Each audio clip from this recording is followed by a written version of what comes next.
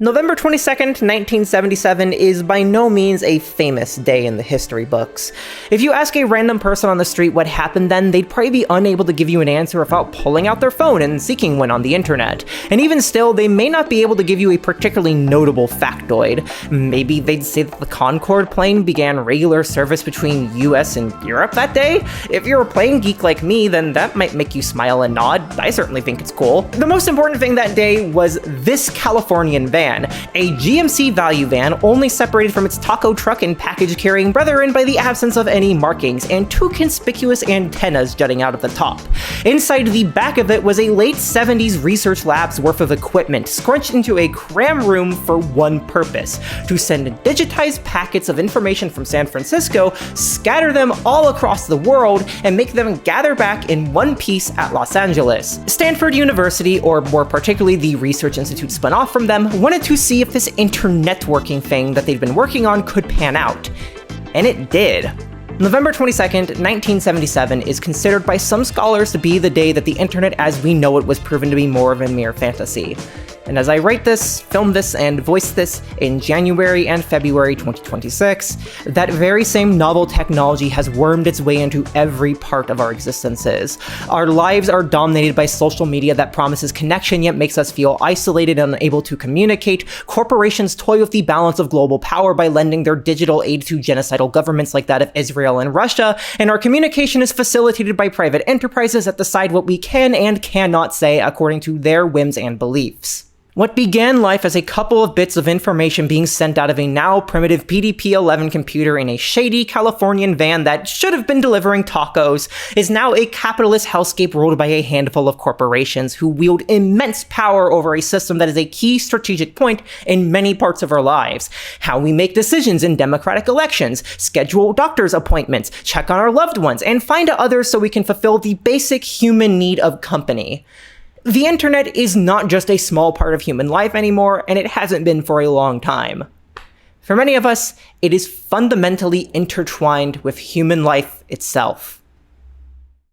Saihate no Ima, released in 2005, is a visual novel about everything that this apparatus embodies. It follows the lives of 7 troubled individuals who gather together in an abandoned warehouse that they refer to as their sanctuary. It's their one reprieve from their otherwise troubled and traumatic lives, a shared safe space which guarantees that so long as they are there, they are safe from the horrors of the outside world. But it doesn't take long before those horrors begin to circle and creep into the space. External forces threaten the privacy and safety of the sanctuary. Tragic events involving family and the world at large lead people to distance themselves from the group, and hints at a biological internetwork and a sort of war involving government conspiracies sneak through the group's dialogues about complex philosophical ideas and vibrators? The lines of what exactly is real and fake, important or fluff, and when and where things begin and end become blurry almost immediately. The reality of Ima turns into a fragmentary mess of ideas and lives, strung together through threads that slowly build over 50 hours. As winding and at times esoteric as they are, however, these threads come together to form a coherent picture of what writer Tanaka Romeo believed our part digital, part physical world was becoming, and indeed did become.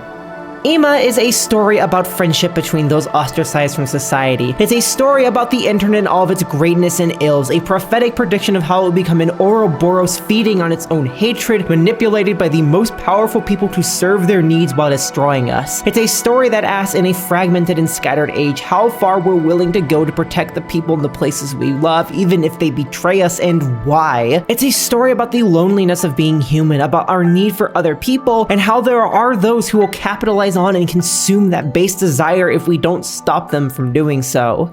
This is a video about the internet. This is a video about Saihate no Ima.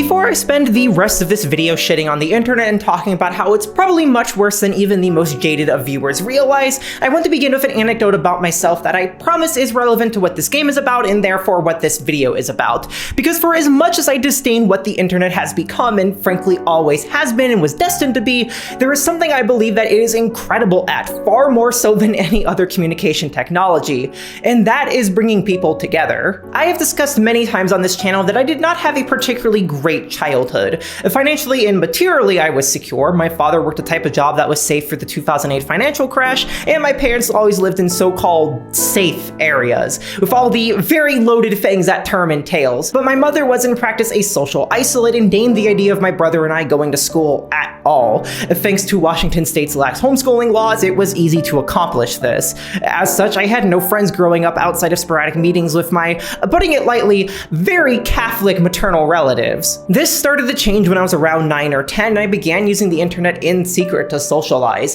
I'd wake up at hours that nobody else was up at, and I became a master of alt-tabbing to hide what I was doing during the daytime. I discovered forums that were dedicated to anime I enjoyed that allowed kids to join, and they were small enough, tight-knit enough, that moderation could do an effective job at outright eliminating people who were causing harm. It helped too that the shows I liked were quite old and niche, which meant that most people on these forums were adults themselves who had kids and understood the importance of keeping kids safe online. Most of them were just happy to see a younger generation share their passion for something that is otherwise forgotten. Granted, my luck didn't last for long. I ventured out into more and more daring social spaces desperate for human communication, and many of those ventures left lasting scars. Even those that didn't were generally poor experiences. Being a sexually repressed and isolated queer teenager online in the era of Gamergate and 4chan's politics board leaking out everywhere was, putting it lightly, hard. But I'm still grateful for the few slivers of good contact I made during that time. I can happily say that I have friendships that have lasted over a decade, and those many experiences, good and bad, shaped me into the person that I am today.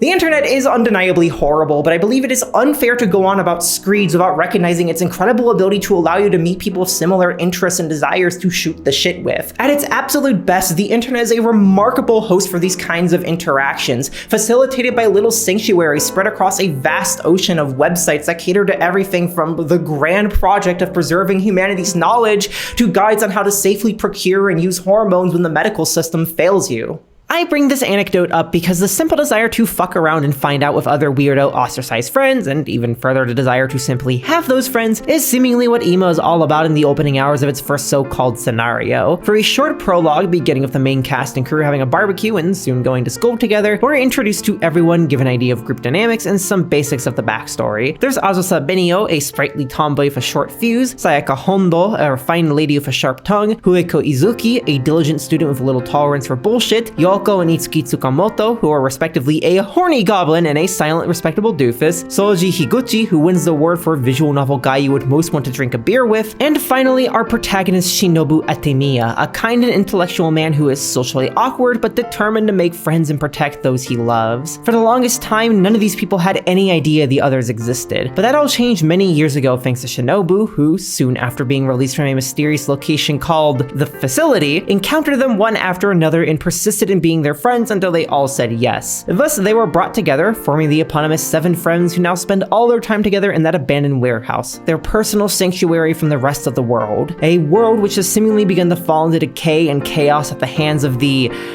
enemy. What the enemy is not clear at this point. Maybe it's the people who cause problems in the cast members' lives, maybe it's the problematic structures of society, or maybe it's literal internet brainworms. Regardless, none of this matters in the sanctuary that most of Scenario 1 takes place in, with the cast and crew discussing pretty much everything you can reasonably and unreasonably imagine in order to occupy themselves during a tumultuous time in human history. Are the joys of friendship worth the pain and suffering that comes with human company? Is death or being the last one left alive more terrifying? Is the increasing isolation of humanity causing us to lose touch with our empathy? And perhaps most importantly, should we be giving guys sexy skirts to wear? Sexy. For the first couple of hours, the experience of Ima is an almost immaculate recreation of what it feels like to shoot the shit of a bunch of people who have brain rot equal to yours. You see glimpses of traumatic backstories in between goofy, raunchy gags and quiet moments of nothing, interspersed with deep moments of reflection and slightly gay sexual tension. And just like a real group of friends with brain rot, no matter how much they struggle to understand each other at times, with their eccentricities leading to small fights and major quarrels, they all still want to be with each other because that basic human desire for company is so strong. It creates as much of a compelling case to keep reading as the bizarre and esoteric hints that something far greater happening do. Initially, these hints start out rather small. A mysterious character might appear for a brief moment before disappearing, or you might see some out-of-place computer jargon mentioned in a line of prose. But before long, it becomes apparent that everything is off in this story. Scenes start appearing that don't logically follow from previous ones, and the tense with which events are referred to gets horribly jumbled. The characters appear and disappear in ways that don't track, and weird highlighted text keeps popping up in dialogue that leads to massive info dumps about vaccines, school uniforms, NSA IDs? The World Health Organization? If you're perceptive, you will realize a couple of hours in that not only is the story hiding a lot of very fundamental things about its characters and the world from you, and not only is it going to spend the next 50 hours bombarding you with info dumps about topics like myelinated nerve fibers, but that the very story itself is being told in a non-linear, seemingly random fashion. While the absolute topmost layers of how Ima organizes its story with scenarios containing roots is pretty straightforward for the genre of visual novels, Ima separates itself from your clan ads and Fate Stay Nights for what it calls the blog system. See, each route is segmented into a series of individual chapters, and chapters range from 1 minute to 1 hour long. These are all shown out of order, and while some hints at when a scene takes place are obvious, the grand majority are so dependent on knowing the entire story that there is almost no way you're going to decipher what's happening in your first playthrough without outside assistance. That is all of questionable wellness and goodness, but the main text of a given chapter is only considered to be at the base level of the blog interface which the game is seen through. At various points, you'll see highlighted text pop up called a hyperlink, and clicking on this puts you up a layer in the blog system. Hyperlinks can also contain hyperlinks to more layers themselves, so it is not uncommon to be reading a scene of people goofing around, only to end up stumbling into a hyperlink about a fictional vaccine scandal written like a Japanese Wikipedia article, and before you know it, you're 5 layers deep in the blog reading an article about the WHO, which is very plot critical. So on one hand, you have slice of life and plot segments that run the whole gamut of things from Monday discussions to gut-wrenching horror. On the other, you have essay texts that expect you to have at least some familiarity with philosophy, biology, world history, media critique, and other academic topics. The tension between these two very disparate parts of Ima is the core of its reading experience, starting out as seemingly two disparate elements mashed together until by the end they become wholly intertwined as Ima turns into a grand sci-fi narrative woven lovingly together with a collection of essays about all facets of life that fucking hates you. To say that this is difficult to make sense of is an understatement, even for someone like me who's decently familiar with this type of stuff. I have been reading Japanese for over 5 years now, and I've made my way through works that are widely considered to be difficult. Sayano used some pretty specific terminology, but it was all heavily contextualized and there wasn't that much of it. Swan Song had long winding sentences and screen-splitting dialogue boxes that could be a bit much to keep track of at times, but it all felt reasonably realistic and like it belonged in commonplace thought and speech. And Munamasa's flowery prose might be challenging for me to follow at times, but the consistency in style makes it only really a matter of adjusting yourself to the author's style. Saihate no Ima merges all 3 of these challenges together, what I'd argue are the biggest challenges in reading media in a foreign language, hell, any language, and throw them at you in such a wide variety of contexts, and all while varying its writing style so much that you can never get into a groove. As soon as you switch gears into diligent academic mode, giving every ludicrous sentence the same scrutiny you'd use with a philosophical text, because some of them are philosophical texts, you're thrown back into a slice of life scene that requires a tenth of the focus. And as soon as you're used to that, the game throws a complex discussion about human isolation at you with hardly any transition. The switches between different topics and styles can be so abrupt that I regularly found myself either speed reading only to realize I missed half the context, or mentally exhausting myself with a fluff scene by not immediately switching out of focus mode after spending 20 minutes reading about, I don't know, the biological functions of sleep in the human body. It's a problem that I've never encountered before in all my time reading the ends. And the thing is, Romeo is very well capable of writing text that bridges the gap between his love for otaku absurdity and obscure academia in a way which is both stylish and easily understood, so I don't think this is unintentional. His prior work, Cross Channel, is a game that many, including myself, have waxed poetic about precisely because it discusses some seriously challenging and dicey topics like parallel realities and mental health with a style that is clean, rhythmic, and smooth. It balances all of its elements into something that at no point comes off as antagonistic towards the reader. It wants to be understood, and though it doesn't compromise its artistic visions to accomplish this, it does not try to complicate anything beyond what's necessary. Saihate no Ima also wants to be understood as well, clearly, but it accomplishes that for demanding your attention through its abrasion. You either get used to flipping between different reading mindsets and taking regular notes to piece together what's happening, awaiting the satisfying aha moments that do eventually come, or you bounce off the game. And indeed, many Japanese readers did precisely the latter. User reviews regularly criticize the game for having a plot that's too difficult to follow, text that's too hard to read, and or just being incomprehensible. As one user on the largest Japanese visual novel site described it, it's more philosophy book than visual novel, unquote. What a terrifying sentence. I can completely understand seeing these as negatives, and admittedly, I have also been critical of literature for similar reasons. The works of Marshall McLuhan are a massive inspiration for this game, and I read some for this video, and all I can say is I fucking hate those books precisely because they are rambling, incomprehensible, and a nightmare to read. They are also extremely racist. Like, giga racist. Like, insane levels of racism. But I was willing to cut Ima more slack from the beginning because, as I've said, Romeo is a writer who clearly knows what he's doing. So I felt that there had to be some sort of intention here that couldn't be accomplished with similar writing. And an important point to consider is that Ima is ultimately a game about the internet in the modern era. The internet is a space that is both chronologically incoherent and inherently wide-reaching in terms of how generalized or hyper-specific text on it can be. On the internet, websites are created and abandoned constantly. Snippets of information about individual lives or interests are put on public display, only to later be edited, erased, or left to rot with no further updates. And this incoherence has only grown stronger in the age of social media, where people's entire existences are boiled down to fragmented mixtures of blog posts, microblogs, vacation photos, project updates, and God knows what else presented at random to a small variety of platforms. And that's only discussing what exists on the internet, not even how we use it. We look up random topics and they just snippets or massive chunks of information about them, sometimes devoid of the context necessary to fully understand them. In the process of trying to comprehend a subject, we might bounce from social media to social media, Wikipedia to fandom wiki, dead internet forums to seedy image boards. Some things in this search, no matter how complicated or simple the subject may be, might be written for a layman, but others might be filled with jargon that requires either a degree in a subject to properly understand, or a ridiculous amount of spare time to spend researching each individual new term.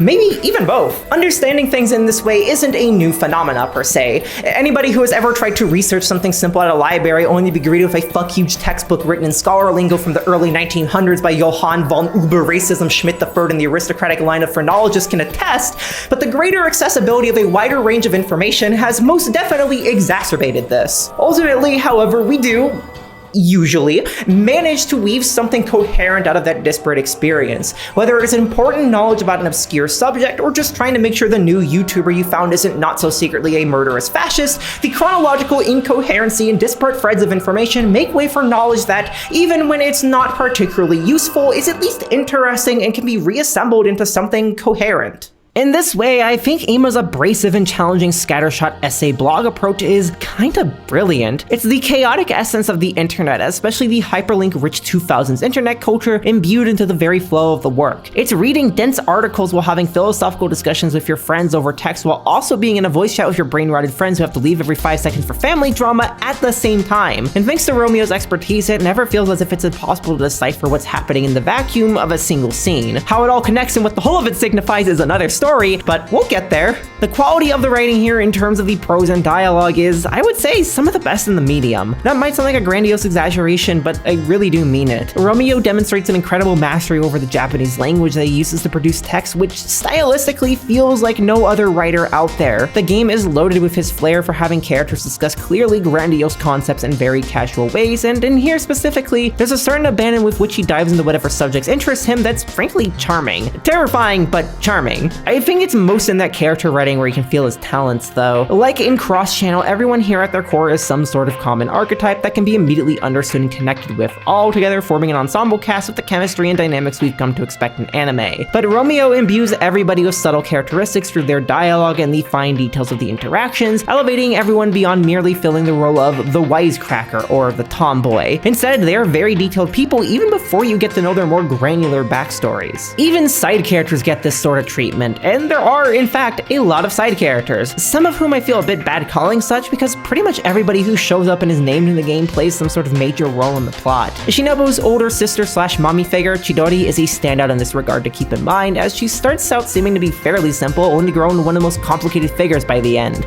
All of this is to say that Romeo knows his shit when it comes to developing a cast through interesting interactions and dialogue, and that's backed up by equally incredible prose throughout the game. I like to poke fun at the pure insanity of this game changing between flowery poeticism, Wikipedia-esque whatness, and everything in between, but I do want to be clear that it's a serious accomplishment from a writing standpoint to manage something like that and have it come together into one package that is ultimately cohesive and engrossing. I think it's also worth noting just how different the prose is from Romeo's typical works and even a lot of other visual novels. Rather than being the first person like most of Romeo's prior writings, Ima's main story prose instead comes from an omnipotent third-person narrator that at times seems to have a sort of grounding within the world of the story, and at others seems completely detached from it. It lends the game a unique vibe that I haven't really seen elsewhere, flowing effortlessly from explaining the fine details of a character's emotional states as if peering into their mind to whatever it feels like talking about, be it vaguely related philosophizing or an explanation of the human digestive system. Ultimately though, I think the way I describe the prose is that there's an almost voyeuristic feeling to it at points, as if it's observing the story with you rather than describing and explaining it.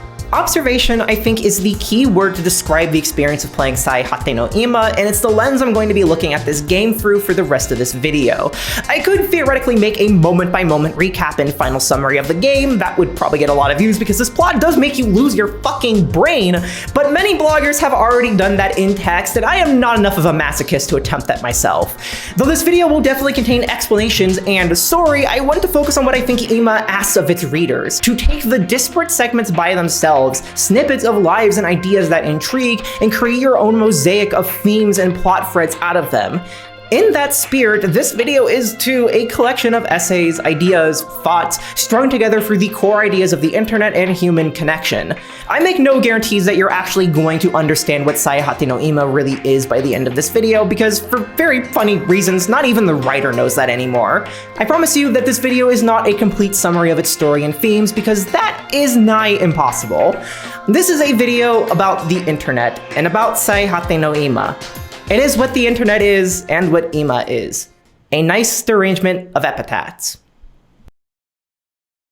How far would you go to protect the sanctuaries and the people you love? If any question lives at the core of Saihate no Ima, it's this. The wide web of topics it discusses throughout its duration, the collective unconsciousness, isolation, the purpose of friendships, the struggles in free will, the presence of literal brain worms destroying the internet, all stem from this question and asking us to think just how far we're willing to go to preserve what little connection we have in our lives. It would also be apt to say that this question lives at the core of the struggles for our protagonist, Shinobu Atemiya. He is, by all accounts, the reason why this cast of the game is together. He managed to find them all at school soon after getting away from his lonely and hollow life at a mysterious facility called the Facility, and was persistent in being part of their lives even when they didn't want him to be. In other words, he badgered everyone to be his friend, hang out together, and insisted on trying to fix their life problems. It's an admirable, good, and necessary desire to want to help your friends, but as anyone who's had the mediated divorce on an MMO can tell you, wanting to help your friends out when you have no sense of your own boundaries or limits, and they have no sense of their own, can quickly lead you down a hellhole of despair. And this is what Shinobu experiences throughout the 4 routes of Scenario 1, one for each of the 4 heroines, with each dealing with some sort of serious problem. The first and by far simplest of the 4 routes to understand is Azusa's, the resident Spitfire tomboy. Between silly moments of her trying to practice confessing to Shinobu and getting teased by everyone for being pocket-sized, flashbacks appear that fill in the blanks for her past. At first, the game paints a simple picture. Early on, we see her mother introducing her to Shinobu at the beginning of the story. story, framing Azusa as a bratty and standoffish child, and her mother as a hard-working parent doing her best to raise her kid while holding up a job.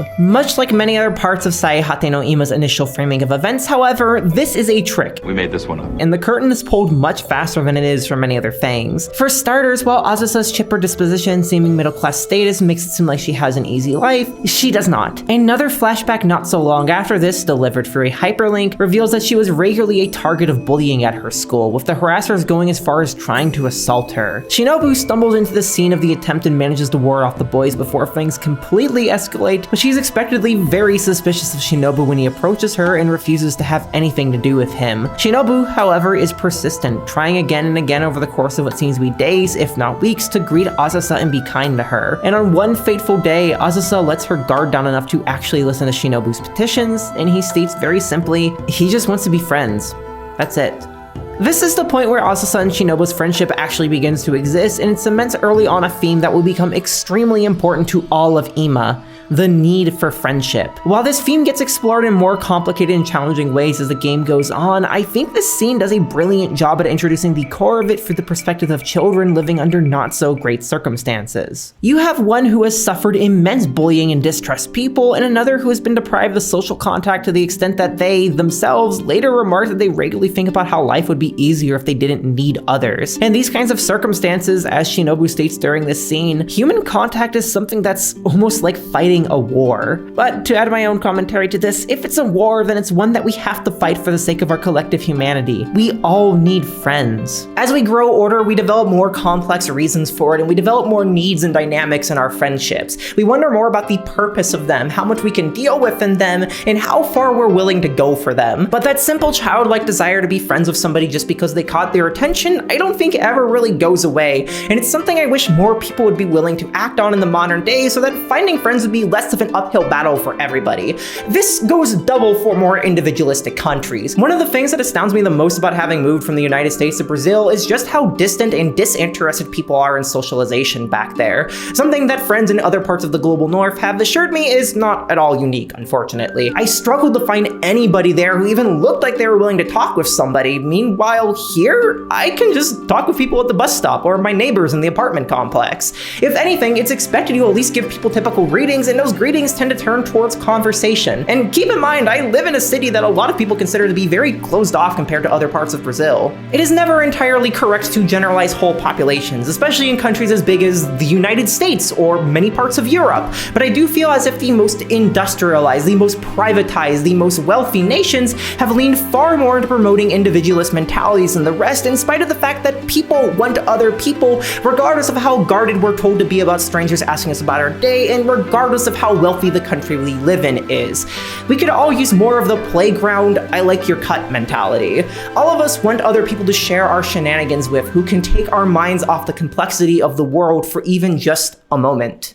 What of those complexities Shinobu struggles with are not exactly clear at this point in the story, and won't be for quite a while. But Azusa's main problem, besides the school bullying that more or less seems to stop when Shinobu steps in, is something that no one can really do anything about. And that's her mother, a single parent rumbling under the weight of caring for a child alone in a world that shows no patience or respect for such an endeavor after her husband ditched her following Azusa's birth. The initial encounters in the story with Azusa's mother definitely don't paint her as a bad person or mom per se, but as the kids would say, the vibes are not right. And at some point soon after Shinobu and Azusa become friends, we find out exactly why when Shinobu encounters Azusa's mother at her home. The conversation starts off peaceful at first, if somewhat awkward, but it quickly drifts into darker territory when Shinobu bluntly points out to her mother that she has marks typical of child abuse. Rather than be aghast at being found out or be in denial of what Shinobu says, her mother instead goes on a very strongly and carefully worded ramble about why child abuse is good, actually. She attempts to intellectualize and explain why children need to be punished and hurt in order to build them into disciplined, respectable adults, but underneath her argument is a very clear and justified anger and resentment over her husband for abandoning her. But rather than direct that resentment where it should go, towards these systems that demand women exist below men and punish those who live any other way, she instead buys even deeper into the idea that her life woes are caused by the lack of a man in the household to, seemingly quite literally, whip her and Azusa into shape. She's just doing what's necessary necessary to raise a child, but because she is a woman and thus was never meant to take on this role, she can never do it correctly. All the while, Shinobu just sits there, desperate for some sort of gap in the conversation to interject into, but instead he's constantly denied that opportunity. All he can do is listen to someone far older than him tell him why it's morally just for her to beat and cut and burn his useless friend, while he's too mortified and drained of energy to do anything except nod along. At the end, she gives a half-hearted apology for talking so much and tells him with a smile that what she said is just normal. And Shinobu walks off in a daze. This scene, simply titled Mother, very quickly sets into place that Shinobu's noble venture to solve all of his friends' problems and care for them for the sake of maintaining his friend group is not just extremely idealistic, but borderline unfeasible due to the complexity of the problems. Watching Shinobu innocently try to question Azusa's mother, only to get completely stun-locked by how nonchalantly she talks about it not being just right, but a moral imperative to abuse your child, is horrifying. Because it really does capture how it feels to be a kid, faced with an adult that you know is wrong, that you know is saying terrible things, but you also know you have no way to fight back against, because you risk losing contact with someone close to you. You risk being ignored or hurt. It's a hopeless and sad scene that on a larger scale instills a sense of impending doom about the possibility of the story having a happy ending, and on a smaller scale goes a long way to explaining why Azusa is who she is in the story. The entirety of Azusa's personality is like a response to the way her mother treated her. Her mother wanted someone disciplined, so Azusa became rowdy. She wanted someone calm and mature, so she became assertive and bouncy. She wanted someone who would submit, so she became resistant. Everything about Azusa begins to make way more sense after seeing this scene, and it also makes so much clearer just how strong Azusa is for not letting herself be destroyed by these hardships. In fact, it's quite the opposite. Throughout most of the game, she is a bright and hopeful presence for the rest of the group, bringing her own brand of levity and silliness to the sanctuary that plays brilliantly off of everyone else. And because the story is told non-linearly, the scene is able to be presented to the reader in a manner that emphasizes how this is just a part of her past, one aspect of the mosaic of her life. The game cleanly jumps from a date where she talks a bit about her past to this scene and some surrounding it, and suddenly back to her happy present life where her and Shinobu finally get together.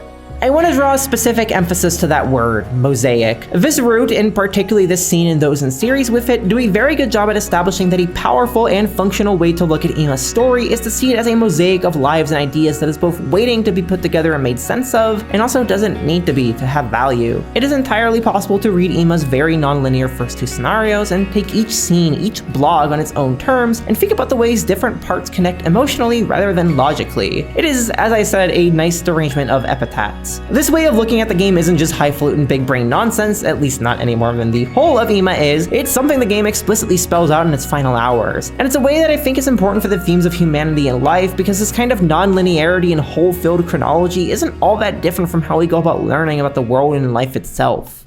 There is very little that we experience linearly. We do live in the present, which is continuous and linear as far as it pertains to the human perception of time, quantum physics be damned, but everything else exists in the past, and we can only experience the past in fragmentary ways. For example, you could play Super Mario 64 now, you could play the past game in the present, but you cannot recreate the context, what it was like to play Super Mario 64 back when it released. Talking more specifically about human memory though, as people with CPTSD and similar know better than anybody else, memory is fragmentary and non-linear. We don't always recall events perfectly in the order of which they happened, and we have holes in our memories that may or may not come back to us later. We are not perfectly reliable. Similarly, we do not experience other people's lives in a linear way. We cannot observe someone's life for every second of the day, nor can we be in their head, and therefore we can only know what we know about them from being around them and from what they say about themselves or others about them. Accordingly, humans often bond through building pictures of their past and future for each other, what we don't see of another person.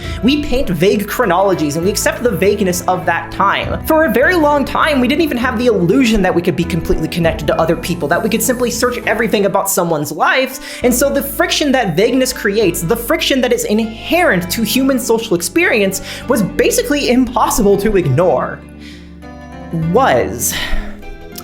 While this is still the reality now to an extent, obviously technology didn't just rewrite the logistics of time and space, I think the internet, and particularly the ready access of social media and communication, has had a truly bizarre and frankly detrimental effect on how we interact with other people's lives. We are now expected to diminish the fragmentation of existence as much as possible for being constantly available so that people can have the illusion that they understand what's happening in our lives. Long gaps that would once be considered natural in letters, calls, and hangouts are felt held by some now to be heresy, intentional ignorance perpetuated by leaving your smartphone off. It is no longer just celebrities and the odd public figure that we can be granted the illusion of understanding without communication. That is to say, without painting chronologies together. Pretty much any Joe Schmo has a series of social medias that you can peruse, and it's all arranged so neatly that the inherent fragmentation of existence gets painted over with a slick, clean interface. A post that came from 5 years ago looks exactly the same as a post that came from 5 seconds ago. Someone's entire existence is folded into the now of a simple web page, rather than a complex series of fragmentary memories and conversations with indefinite points in time. The chronological holes inherent to human existence, inherent to socialization, are now abrasions to be smoothed out, and the end result is that who and what exists now is very often merged with who and what existed in the past. And anyone, I believe anybody watching this, can say that who they were in the past is a very different person from who they are now. If my strong wording does not make this clear, I do not think this is a good thing. I think the expectation that we should always be available is deeply damaging and anxiety-inducing because it destroys the all-important equilibrium between the public and private life that we need to be whole. It is similar to why I strongly feel the immense accessibility of content has become an issue as well. In the same way that having an infinite plethora of things available to watch, to read, to do, diminishes the value of what is present, at least for many people, so too does having an infinite plethora of constantly available social interactions diminish the value of social interactions, and thereby of people. We become commodities to each other. I also believe the unprecedented proliferation of information about individuals accessible by anybody with minimal regard for time and place does far more harm than good. It should not be so effortless to find out who somebody was a decade ago and then blow it up for everybody to see with a date stamp so tiny and a UI so cohesive that most people will not even realize the age of the post. Jonathan Crary describes this phenomena brilliantly in his book Scorched Earth.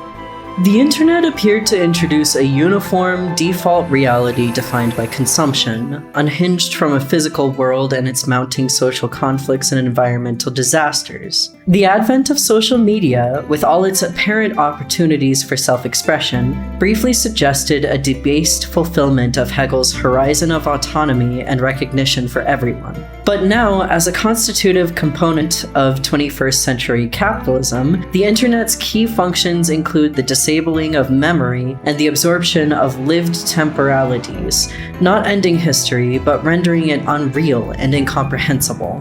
The smoothness of information on the internet has hidden the realities of the passages of time behind infinite scroll feeds and constant availability, and through that, made us feel as if we can understand other people's lives better than we really do simply through individualistic consumption, particularly capitalist consumption, given the sheer amount of money that's made off of the data present in this, rather than mutual dialogue. Lives become akin to a story, a series of events arranged in a manner that is parsable with anywhere from little to no effort.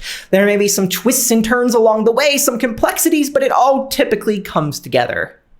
I think it's interesting then that Ima's structure, by reflecting how fragmentary human memory and existence is, arguably lays bare the artificiality of a linear story, and by extension, the parts of the internet and digital life which attempt to hide the fragmentation present both in life itself and the broader internet. These sudden abrupt shifts in the narrative, particularly the earliest ones in the game where you're still not quite sure what the structure of the story is, make you realize that you do not know what's happening, and furthermore, that you do not know who these people are. You do not know these people's past, you do not know what bridges the gaps between the moments you see, you do not know anything except the parts of themselves that the narrator chooses to show you, in the same way that you know nothing about someone but what a person and what the algorithms choose to show you. I think for most people, the realization you understand nothing in this game comes much later. But this scene with Azusa's mother was the oh shit moment for me, because it cemented that, one, I will never know everything there is to know about Azusa as a person, and particularly her family life, and two, I do not know everything about Azusa's mother other than a couple of facts about her life and her beliefs on raising children. What exactly happened with her marriage, what her own family and trauma looks like, and anything else that may have influenced her to become the person she is now, are things I will never know. And like, all of this is normal for a story, right? You're never gonna get to have every fine detail about a character because it's unnecessary bloat, and you don't need to know every event that happens in their life to be able to get a grasp on things. We can tell from what we know that Azusa's mother is a bad parent, and we can surmise based on our knowledge of patriarchal family structures and the traumas common to them, both personal and collective, why she is the way that she is. It's tragic, and the tragedy is more potent because we're left to wonder on the finer details. My read is that Azusa's mother is a bad mother because she is the victim of horrible, complicated systems that she is refusing to confront because confronting them is horrifying and not something most people are allowed to do. And Shinobu can't do anything about that. They're never going to come to an agreement. He's never going to be given a satisfying reason for why she's so awful, because though Ima is a story, the structure of it violently rejects to satisfy our expectation for a clean resolution and play-by-play linear assemblage of events. The kind of thing we have always expected from narratives, but we expect even more now. For its disjointed blogs, rambling essays, and voyeuristic narration, it calls to attention how the artifices of coherent time and resolution in the digital age are exactly that, artifices. As websites continue to profit more and more from parasociality that makes us think we know people just from their feeds, and continue to collect more data from the kind of thoughtless screen time that endless feeds encourage, recognizing these artifices and rejecting them becomes more important. And I do believe it is possible. We can evaluate what we really get out of the spaces we use, limit how much we use them, and tailor them to what actually brings us peace, joy, useful knowledge, rather than witch hunts and digital garbage. We can go back to living realities that have gaps, that have abrasion, that require us to accept that time flows around us and without us. 503 service unavailable. What? Wait, we're back here? Despite the very foreboding and mysterious error, Azusa's route does end with a peachy and happy resolution. Her and Shinobu walk off gracefully into the forest, a happy new couple appreciated by all, and look towards a new life. The same cannot be said for Sayaka Hondo, who pivots the story into a much darker direction that the rest of the narrative follows from. It is also a much more confusing direction, as the holes in a narrative created by the nonlinear storytelling go from things that you can kind of vibes around to downright hostile to reading. The core of Sayaka's narrative, at least at this point in the story, is this. Sayaka was an ostracized child who was bullied by those around her for being a witch, to the extent that she decided to isolate herself from other people, considering herself to be someone who does not need anybody, except the two skull courtyard bunnies. Put a dole pin gently near them so they don't get hurt. They are very important bunnies. But of course, Shinobu found her and managed to convince her through sheer persistence to be his friend, possibly even girlfriend. What follows from this has most definitely improved her life. Sayaka's presence in the sanctuary is like a tired older sister. She might rag on people and make sly jokes over things that bother her, but she'll always come to bat for the people she cares about and do what she can to help. She's also a very formal and reserved person, which makes for some pretty amusing dynamics of Azusa's bratty tomboy tendencies and Soji's wise guy antics. Without a doubt, she's an important person there and has found community that she has nowhere else. But she still struggles with a desire to isolate herself, and perhaps even more dangerously, she's considered by some to be a witch. Maybe there's some reasonable founding for that, given that Sayaka talks at points about fearing what would happen if she lost control of herself and hints at some deeper truths, but people nevertheless take the accusations to the extreme and conduct a witch hunt that results in death. Or maybe it doesn't. I admit, I got a bit cocky when I first started reading Saihate no Ima. I read the prologue in Azusa's route and thought, well, okay, this is a challenging read, but it seems like if I just vibe with things, it all sort of makes sense eventually. But whatever illusion I had of being able to understand things very quickly dissipated upon reaching Sayaka's route, because the summary I gave you is more or less all the plot development you get, and sandwiched between it all are a series of disconnected interactions and the first major philosophical flashbangs the game tosses. Admittedly, there are some important hints that pop up in the midst of all this. Shinobu very explicitly talks about the ideas of users and programs in one scene, hinting at the fact that there's some sort of deeper digital truth to this reality. We also get the first appearance of Rei Minami, a mysterious man from the facility who does fuck all here except remind Shinobu he exists. Both of these things end up being very important later, but the real focus is still on the moment to moment, and I want to draw attention to some of those moments because, again, that's the point of this video. There is a line from this route that has been seared into my mind and hasn't left in the month since I finished reading it. It's a scene where Shinobu and Sayaka are talking to each other in the forest, as Sayaka sits by the graveside of the two skull bunnies, Buchi and Maru. Quote, "I think that living all alone, by yourself, makes your ego and the world become the same size." Unquote.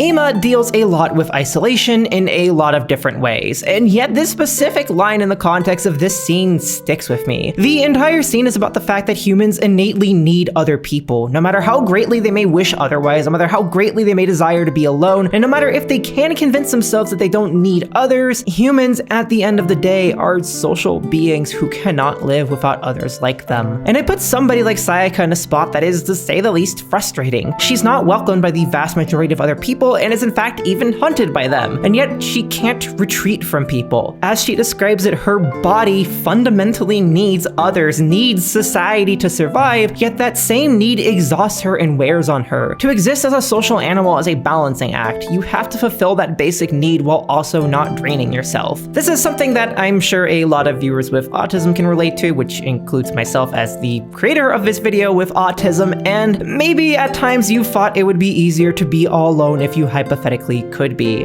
But again, as Shinobu says, your ego and the world would eventually become one in the same in size, perhaps one in the same period in your viewpoint. And that's miserable to consider, isn't it? To feel like the world starts and ends with you rather than being this brilliant, gorgeous thing that's so diverse and so full of beauty. The world has a lot of troubles, and sometimes it does seem like it'd be easier to be separated from it, but I've been there. I've been confined to a tiny existence, and it is miserable to know a greater world exists, yet to be unable to conceive of it because of your boundaries, self-imposed or otherwise. It is a prospect so unappealing that when asked what he'd do by Sayaka if he were alone in the world, Shinobu says he'd simply run, aimlessly searching for other people like some sort of probe simply for his own sake, because he needs other people, because we need other people.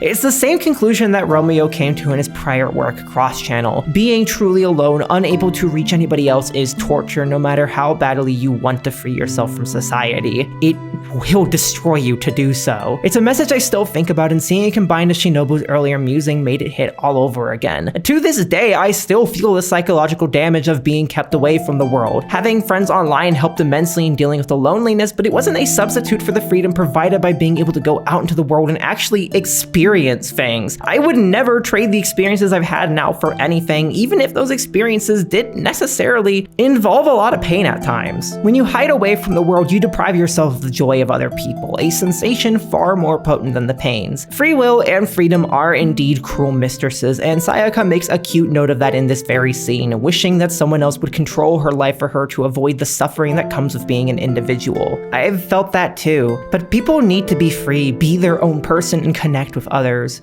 Without it, your world shrinks, it becomes the same size as you, and it becomes a prison. But connections are easier to talk about than they are to make, aren't they? Especially in the modern age.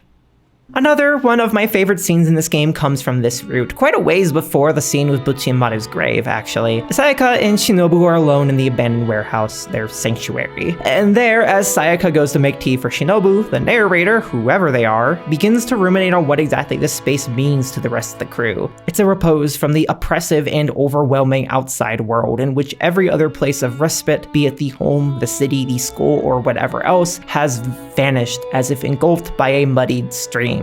This is the only place where these ostracized people feel as if they can fit in. In other words, the sanctuary is what we would think of as a third space. It's where all of these characters can be themselves, freed from having to maintain a socially acceptable appearance and able to peacefully reflect on that very society. Shinobu does exactly this for reading a book while the narrator muses about how we live in an era with strict ideas of morality, leading to the homogenization of themes in literature and the inability to express different points of view. It's a discussion I want to return to much later because it is incredibly interesting, but the bit about just what the sanctuary is sticks with me because the topic of spaces like it has become extremely prevalent in the last few years as they have rapidly disappeared, engulfed in muddy streams as it were. Physically, primarily in the global north, malls have continued to decline, libraries are struggling to maintain funding, other public facilities are under attack from the government, and the lack of public transport in certain locations can make accessing what still exists more difficult than it needs to be. I must emphasize again that this is primarily in the global north, and at that in North America. Where I am in my part of the world, in the global south, in Brazil, things are significantly better, I feel. Granted, this doesn't apply to all of Brazil, I'm sure, and certainly not all of the global south, but at least where I am, there is plenty of busy malls to socialize with friends in, public facilities are readily accessible, libraries still exist and are relatively popular, and public transport is, I mean, it's not the Sao Paulo Metro, and it's not not great, but I have public transport, okay? That's better than the United States. Still, I can't help but sigh every time I get handed a flyer for a new condo project that nobody in my life can possibly afford, that will never get finished, that steals space which could be used for gardens, recreational facilities, public healthcare, and so on. We need more spaces, and we aren't getting them. On the internet, though, generally, globally, things have already crumbled for the average person. Like, I used to use a wide variety of forums dedicated to all sorts of different topics, alongside hopping between community-run chat rooms that required self-hosting, like IRCs. The survival of very few of those was dependent on people outside of the community. They may have used proprietary software to facilitate communication, but it was software that the admins had full control over. Even if they did use servers outside, they still had local copies of everything they needed to run the servers, and therefore could just run them locally if they had to. But now, spaces like that aren't the norm, they're the exception. Like, okay, really think about how many different avenues you use for your digital communication. For me, outside of a tiny forum or two and some contacts on Signal, the vast majority of my online communication, 99% I'd say, is through Discord and WhatsApp. Sure, each of these consists of a wide array of communication channels that I use, ranging from groups to individuals, but it's all still governed by a centralized platform with a frightening level of user control. Discord's privacy policies are vague, so who knows what's happening with all that data and how safe it is. I just know they have a lot of control over it. And WhatsApp has been owned by Meta for over a decade now, a company which allows for hate speech on their products and routinely cooperates with governments to provide information on demand. Spaces like these, as well as popular social media, promise us that they are fair and free routes of communication. They promise us that they can help us find new spaces and connections outside of the muddy streams, and through their platforms provide us reprieves in which we are free to mingle and develop, to discover a wider world than we could have otherwise ever known. But in reality, they only do that to the extent which is profitable for them. They are corporate affairs who benefit greatly from your data, so much so that any attempts to circumvent this collection through third-party clients routinely results in accounts getting banned, be it on WhatsApp, be it on Discord, or be it on basically anything else. I am not saying anything new in all of this, and I'm not going to pretend I am. Any tech commentator worth their salt can make the observation that ad data equals money. I bring it up here not as if it's some big revelation, but because I want you to pause for a moment and really think about what you put on these platforms. I want you to really think what this signifies. How many intimate discussions have you had over a private chat platform? How many happy, private moments you only wanted shared with a few people? How many serious conversations about your past and your trauma? Now think about who that is being shared with. The fact these companies are after your data is common knowledge, but it is rare people step back and actually connect the dots between that and just what it is they're sharing on these platforms. Do you really truly feel okay knowing that a company has captured it all, claimed to anonymize it, and is now using it to market to you? I don't. And I feel even more uncomfortable knowing that these platforms are being used for very serious things like elections in Nepal or protest coordination. I don't blame people for doing this, but rather I fault corporations for devouring so much space that their platforms become the most viable choice and then promptly refuse to take responsibility in accord with their size. This, to me, is the real horror of privatized digital third spaces. The privatized physical ones were already questionable enough. Like, okay, I cannot deny that a mall is a pretty fun place to be that, to my knowledge, is not harvesting the data of my existence while I'm inside of it. Or maybe it is now in the US, I have no clue. But I sometimes wince a bit thinking about how the iconic childhood beat-up spot of the 80s and 90s is a carnival of capitalism. But digital spaces, we thoughtlessly allow those to harvest data off of matters that can literally, in the case of democracies, be life and death. And yet, we cannot live without them either. As Cory Doctorow describes in his book The Internet Con, tech companies thrive on enticing people into walled gardens and making the cost of switching away from them too high. Everybody, from the most boring middle-class white man to the most eccentric transgender witch, is coerced into staying into these spaces to keep in touch with their community, lest someone somehow convince the entire community to switch away. Switching costs are all the things you have to give up when you stop using a product or service. Quit Facebook and you lose the family photos you've uploaded and access to the friends, family, community, and customers you go there to hang out with. When switching costs are high enough, people will keep using products and services even though they hate those products and services. So long as the pain of staying is less than the pain of leaving, users stay. That means that if companies can raise their switching costs, they can also treat their customers worse and still keep their business. We fundamentally need other people.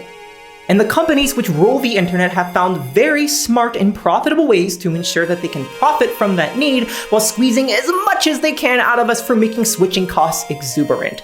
But make no mistake, history shows that eventually they'll pull the plug anyways once your trauma and vacation photos are no longer profitable. Yahoo killed one of the largest web hosting services, GeoCities, when it was no longer profitable. FC2 did the same to FC2 Web in Japan, erasing an array of pre-2000s websites. Countless instant messaging clients have more or less died because they were not profitable, and Google, fucking look at this! They've made a career out of destroying services! I must emphasize here that the issue is not inherently the death and rebirth of varying platforms, because everything is temporary and people are great at migration and backup plans. You should try out new spaces and new ideas, even if they may be destined to fade away someday. Rather, it is that things often disappear not according to changing needs and individuals finding better options, but simply because they aren't making money for some already uber-rich people anymore. They are meaningless, avoidable deaths done for capital and not by the people. All of this is to say nothing about how the mere existence of major internet companies is actively stealing space and resources away that could be used for facilitating human connection. The massive data centers needed to power enormous websites like Facebook and Google devastate communities, especially the marginalized like indigenous communities. There is no reason that land can't be better used for something like affordable communal housing, community resources like fucking medical care, or simply given back to the indigenous people who it was stolen from. But instead it's going to, enabling Grok to gas up Hitler or something. If we continue to stay complacent in this, to make no real effort in moving away from the companies which are actively harming us and destroying our world, there can be no happy ending for any of us. And those who will be affected first, long before those at the top, are the most ostracized and unwelcomed, the marginalized and forgotten, the people who need communal third spaces the most, who need to be freed from the muddy streams of our institutions. Even if spaces like Shinobu Sanctuary are becoming rare, however, they still exist. I mentioned I still use one or two forums because indeed forums do still exist, and I really can't express in words how nice it feels to have a place where you check in once or twice a day, see what's happened, and leave knowing that there's no possibility of infinite content to peruse. I use Signal rather than Discord where possible, which has the benefit of being open source and thereby community maintainable. And in real life, I try to seek out community spaces and meetups where possible as opposed to corporatized events. It is entirely possible for us to find these spaces in the modern day, even if there may be fewer than in the past, and I strongly encourage you to do so while minimizing your use of the most damaging ones. Look for forums and small websites dedicated to things you like and become a part of those communities. Check your local city website and see if they have an event calendar, because a surprising amount do, and there's a surprising amount happening. Walk around and talk to people where it's safe to do so. Conversations with strangers is nice, especially if you can find a point in common to talk about. Over time, you'll build up a network of people in sanctuaries, and from there, you can make your own sanctuaries.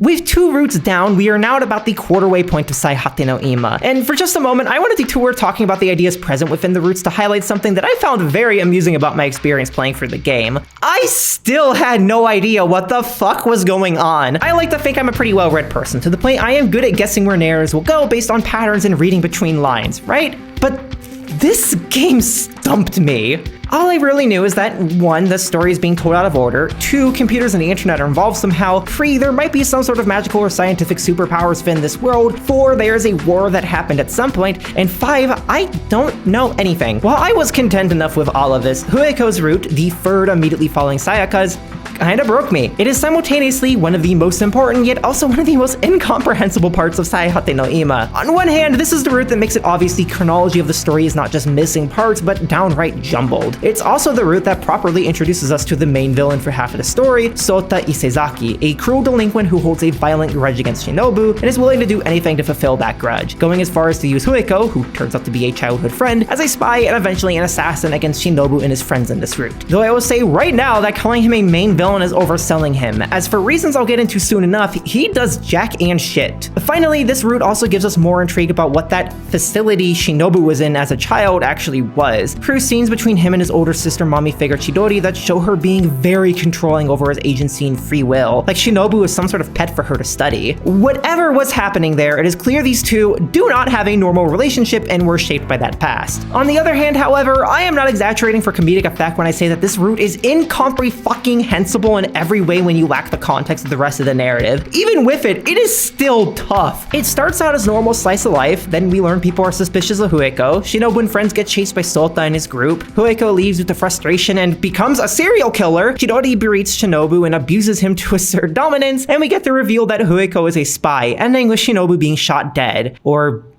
maybe not? There's so many missing parts between each of these steps that I genuinely wondered if my Japanese skills just vanished overnight, but every single post written by a native Japanese speaker I've read about IMA makes mention of Fueko's route being nigh incomprehensible. Hell, they make note of the entire game being nigh incomprehensible at this point. It is rare that a story can make you feel so small and insignificant by teasing you with the idea that things may make sense, but refusing to throw you even a bone, even a tiny little baby chicken wishbone, until you're at the very end. Because mind you, the end of her route marked 17 hours into my 45-hour playthrough, and I still had no fucking clue what Ima's story was. The feeling of befuddlement is not eased by the increasing presence of hypertext all throughout Fueko's route either, which at this point in the narrative have become completely unhinged. There are massive info dumps that explain her glasses and school uniform in excruciatingly technical and precise detail, fictional newspaper articles that detail each of the killings presumably committed by Fueko, an explanation of the Kuchisake Onna myth, and it's so much. It's hard to tell what's even relevant, and as I voiced the script, I just realized that some of this is in fact relevant, but man, let me tell you, spending 20 minutes reading about fucking glasses that sure didn't feel relevant in the moment, and yet despite it all,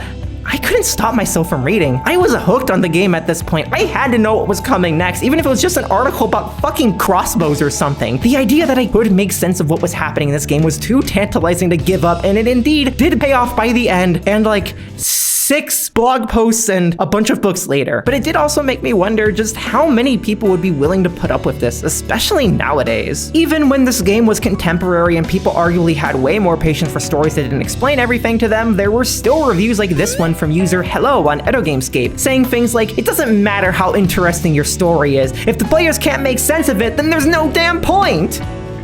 Very insightful commentary there. Fast forward to 2026 and we have companies like Netflix churning out narrative-focused series that are specifically designed to be understandable while you're multitasking. It's not a new phenomena, I'll admit. Surely game shows and sitcoms in the 70s were not made to demand your full attention, but it's gotten much worse. I am not the first person, and nor will I be the last, to point out that corporations have found staggering ways to capitalize on this, and much of this relies on the infrastructure of the internet. Television may have had slop you could watch without thinking, but at least the networks couldn't generate personally tailored slop lists to keep you going. The internet, though, well, that makes it possible for companies to cater slop to you and allows you to skim through it indefinitely in short form more often than not now, without ever having to use your mind for a second and critically examine what it is you're consuming. To an extent, I do understand the desire for friction-free media. When most of your day is spent studying, working, commuting, and tending to basic needs, I don't think the average person sits down and thinks, man, with my remaining 2 hours today, I want my brain to get fucked. Maybe they want their brain fucked out, but I can't imagine many people want extreme intellectual challenges after spending so much energy on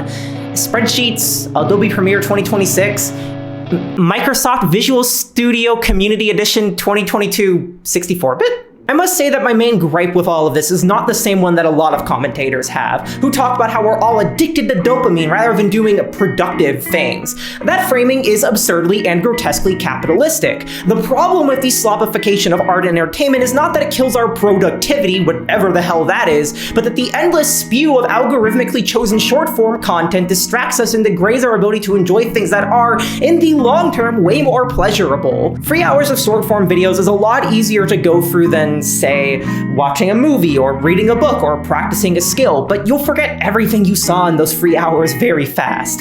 A purposefully created bit of long-form art like a book or a movie, however, will generally stay with you even if it's rubbish, and developing a joyous skill like art in your spare time is wonderful, even if the initial start is A lot harder than just watching TikTok or Instagram reels. What I intend to say is everybody needs things they can shut their brain off to, but it seems as if that is becoming the default way art must exist, and to measure up to it, everything is being simplified and drained of its complexity, to the point that it is becoming harder and harder for people to enjoy anything that isn't utterly banal and inoffensive.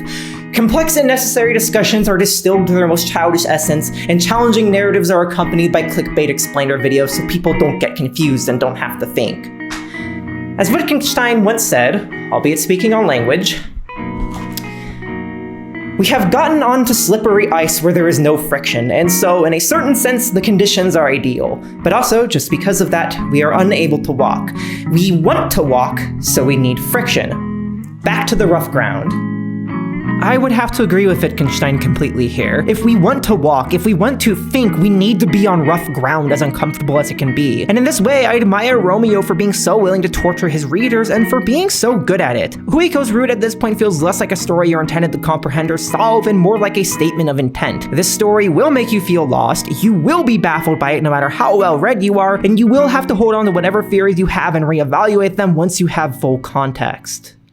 With that being the case, I'm going to take a cue from my own evaluation and put Huiko's path into a little box, so we can move on to the last route of scenario 1, Youko. While I can't say I was a huge fan of Huiko's path even now that I think I understand what Romeo was going for with it, Yoko's ended up stealing the show for me by dealing with a struggle very close to my heart, the desire for free will in spite of its suffering versus the feeble comforts of subservience. Yoko's story in the narrative at this point is this: her and her brother Itsuki as children grew up in a deeply traditional and isolated household. Itsuki was raised to be stoic, mature, and brave, training in various martial arts from a young age. Yoko, on the other hand, was raised to be married off to the distinguished son of the Kadokura household, and accordingly, she was taught only what she needed to know about the world to keep her as incapable of functioning as possible within it. Both of them ended up as very socially troubled children because of this. Itsuki, in his youngest years, speaks curtly and reluctantly, and generally seems to refuse contact of anybody who is not directly tied to family affairs. Yoko is emotionally unstable, barely able to communicate, and generally has the energy of a nervous chihuahua. "You remind me today of a small Mexican chihuahua." Of course, both of these are ideal when your children exist only to perpetuate an idea of noble families, a disciplined, powerful guardian, and a frail, submissive woman. Expectedly, Shinobu's presence threw a wrench into these plans. After seeing both of them in the school courtyard one day, he decided he wanted to make their acquaintance, and, in true kid who knows nothing of worldly things like the law fashion, snuck into their home to see what their deal was, given their very odd auras. Thoroughly charmed, he continued to make efforts to be a part of their lives, and as always, managed to convince the both of them to be his friend, leading to the present day.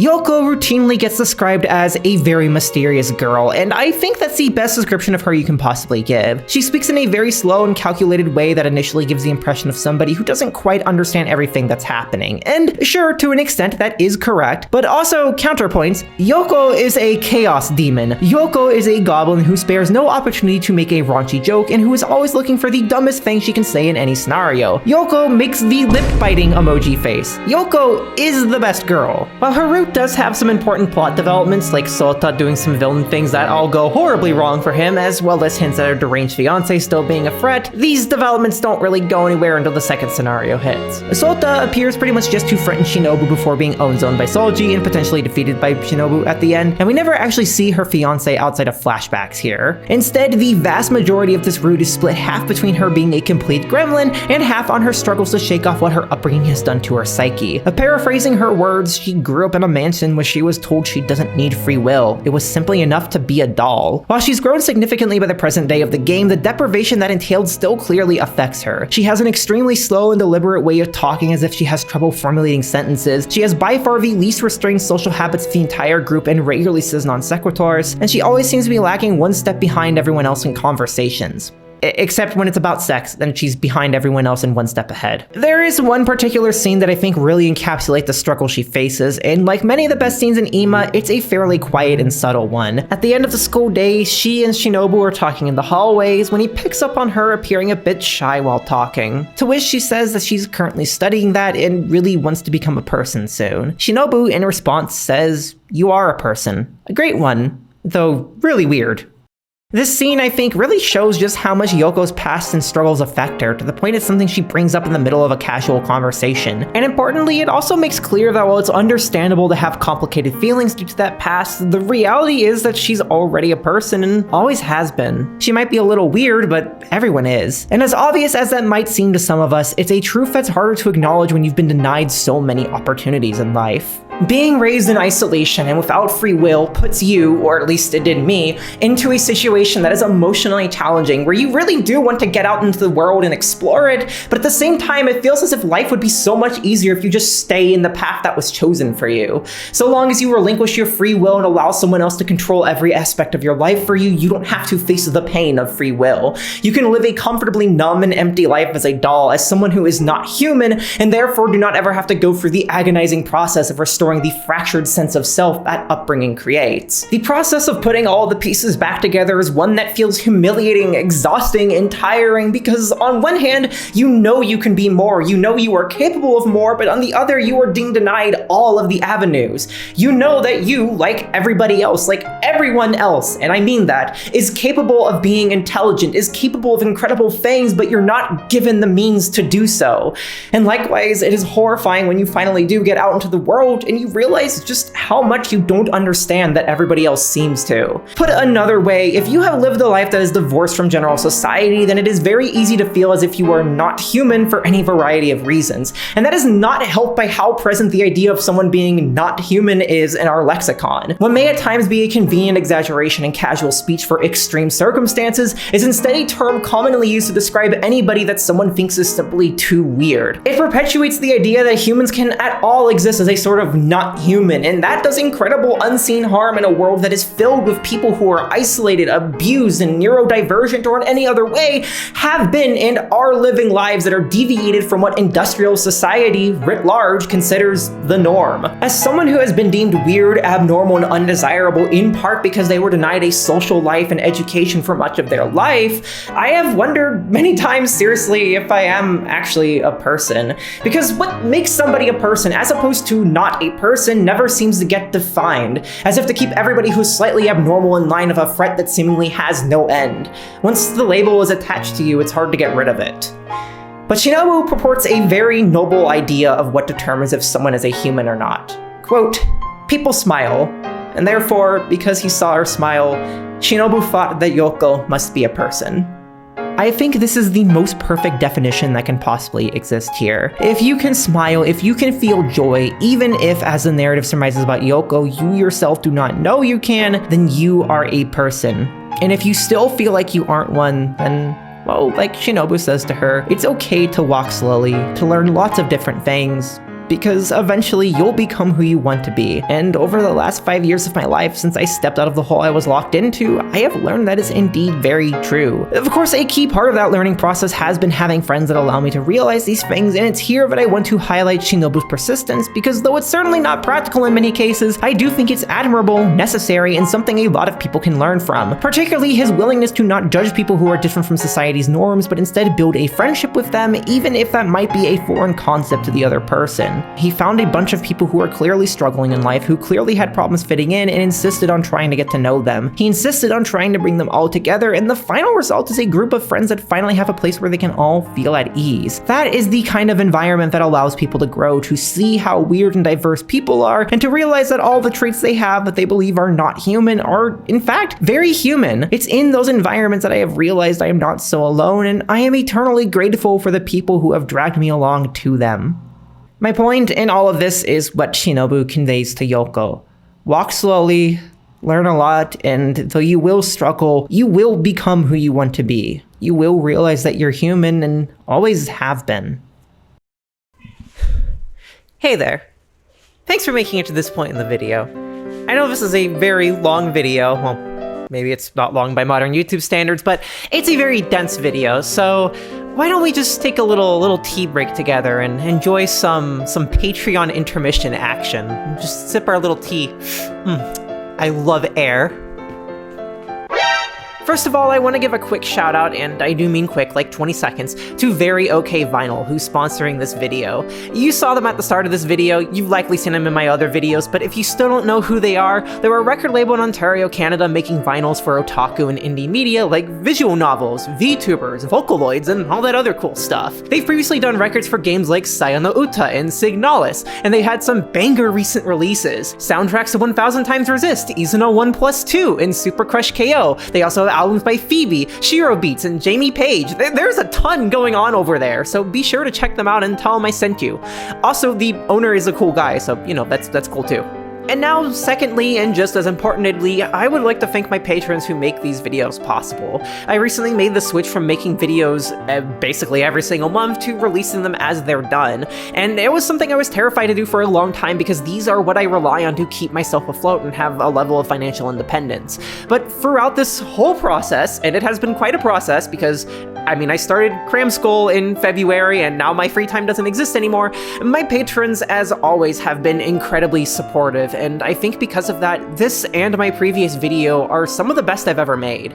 So again, thank you to all of you who support me to make this channel possible. I literally would not be able to do this without all of you. So hey, if you're enjoying this video and want to support me and these little rascals that I took in the last 6 months, that my husband and I took in, maybe consider joining up on the Patreon with all of these very cool people and pitching in $1 or $2 every month. In exchange, you'll get access to these videos early and without visual obstructions where applicable, see regular production updates, participate in Patreon Q&As, suggest video topics, and much more. You can also just send a one-time donation if you want to buy me a coffee or something. Anything's appreciated since money's gotten a little bit tight because of Cram School, but there's no pressure. Like, seriously, I mean it, there is no pressure. I'm gonna be fine. Do not stress yourself out financially. Just give money if you want to give money and you want to see more like this. I am grateful for literally any level of support. Even just watching this video, just leaving a comment, that is huge. Like, sharing, especially nowadays, man, the algorithm sucks dick. Sharing these videos is like giving me $1,000. Well, it's not, because it doesn't pay my rent, but sharing videos is good, okay? Oh yeah, speaking of Q&As, I should like do that. I should do that now. Let's see here, just pull these up on my oversized fucking massive tablet. Ahem. Maddie Hunter asks, I've seen a lot of talk recently about how the popularity of gacha games has eaten away at the role that visual novels occupied in otaku culture. What are your thoughts on this? My thoughts is that gacha games have eaten away at visual novels and otaku culture, which is kind of depressing. Maddie is Mouse asks, as a Death Battle fan / versus fan in general, I want to know if there are any interesting visual novel character matchups, whether it be hero versus hero, or villain versus villain, or even villain versus hero. Why am I holding this like it's like a fucking PDA on my arm? I think Kusanagi Naoya from Sakuuta and Tomosane Yuki from Tsubihime would be really funny, because you would lock the two most homophobic homosexuals in the same room together. Peter Tushar asks, question, answer, I'm not doing this bit. Do you think adult game slop is a problem? Yes. And possibly a contributing factor to current events regarding payment processors and anti-porn groups? Yes. There's so much garbage churned out for the sake of just like getting people to grab things because they saw a boob. It's fucking crazy, and it's frustrating because honestly, I think adult games in English spaces have been better than they've ever been before, and I think that English visual novels too have been better than they've ever been before. But like, man, that slop gives them a bad reputation. It sucks dick. Not even in a fun way. Mallard Duck says, ass. Imagine your immigration story went exactly the same way it did, husband and the destination country included, except for the country being anything other than Brazil. Oh, this sucks. Which top 3 countries would you choose? Número 1, Brasil. Número 2, Brasil. Número 3, o que você acha? I mean, jokes aside, I don't really have any particular preferences. I just want to go somewhere that isn't going to kill me. All right, one last thing before I wrap up. Just a quick shout out to something cool, which, by the way, you can send me cool things to shout out in this segment using my email or my Patreon DMs. The cool thing for this video is Adaka. It's basically like socialist. It's Half-Life 2 for gay socialists. If Half-Life 2 was better, my brother gifted me in, and I binged basically the whole thing while I was recovering from my orchiectomy. Shit fucks. Shit's great. You should play Adaka if you like gay socialist Half-Life. Okay, back to the brain fuck. Be sure to subscribe to my Patreon. Bye. Do you like gay socialist Half-Life? Take that as a empathetic yes. And thus we reach the end of the first scenario. We are now halfway through Ima, and what have we learned? A bunch of confusing shit. What answers do we have? That's right, baby. Nothing! What coherent plot do we have? Also nothing! But that's okay, because now we're going to be entering scenario 2, which is, in a manner of speaking, the true path for each of the 4 heroines. The bulk of it is things I've already gone over, but some scenes are removed, many are added, and the endings have been changed, so surely this story will begin to make sense here, right?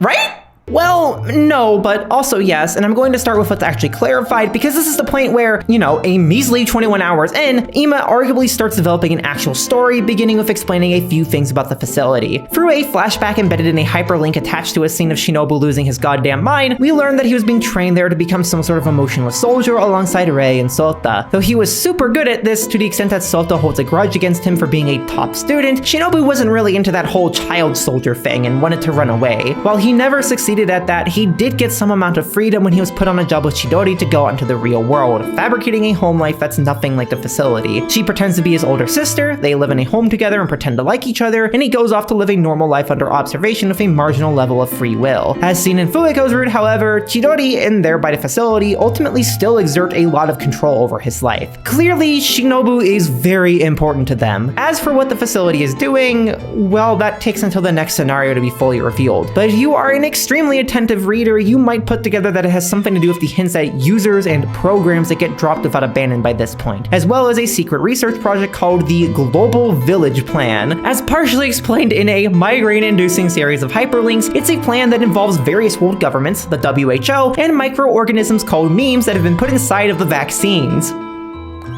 I would like to remind you that this game came out 15 years before 5G microchip mind control vaccine conspiracies were a thing. Most of this is revealed over the course of 2 hours in Azusa's true route, and the other characters do not slow this pace down at all. Sayaka's route confirms that she does indeed have some sort of superhuman powers, which resulted in her almost killing one of Sota's friends after they tortured the school bunnies, and in the nebulous present day of the story, she tries to murder them all as revenge. I told you those bunnies were important. She even almost kills Shinobu in this ending after losing control of herself, but the scene cuts to another ominous 503 error before we get to find out what happens. Fueko's route is still nigh impossible to decipher at this point, but it shows that there's some sort of fuckery going on with her and her older sister, given that we see flashbacks to Shinobu as a child with a Fueko that looks identical to her in the present time. She also has a complete mental breakdown where she seems to not have any idea who she is, alongside other moments that hint towards her and her younger sister having some sort of supernaturally or technologically tethered existence. And finally, there's Yoko's route, which introduces the concept of freaks, a large group of people suffering from a mysterious widespread illness that gives them incredible powers while also destroying their mental faculties. As it turns out, Yoko's fiance is somebody suffering from this potentially after getting infected by the memes, and is now going on a murderous rampage that only Itsuki can stop. Adding even more confusion on top of this is something weird that happens during the climactic fight scene. Shinobu, who trailed Itsuki to his home to help out, realizes in the middle of everything that he's not there. The narration we're seeing, that we have been seeing throughout the game,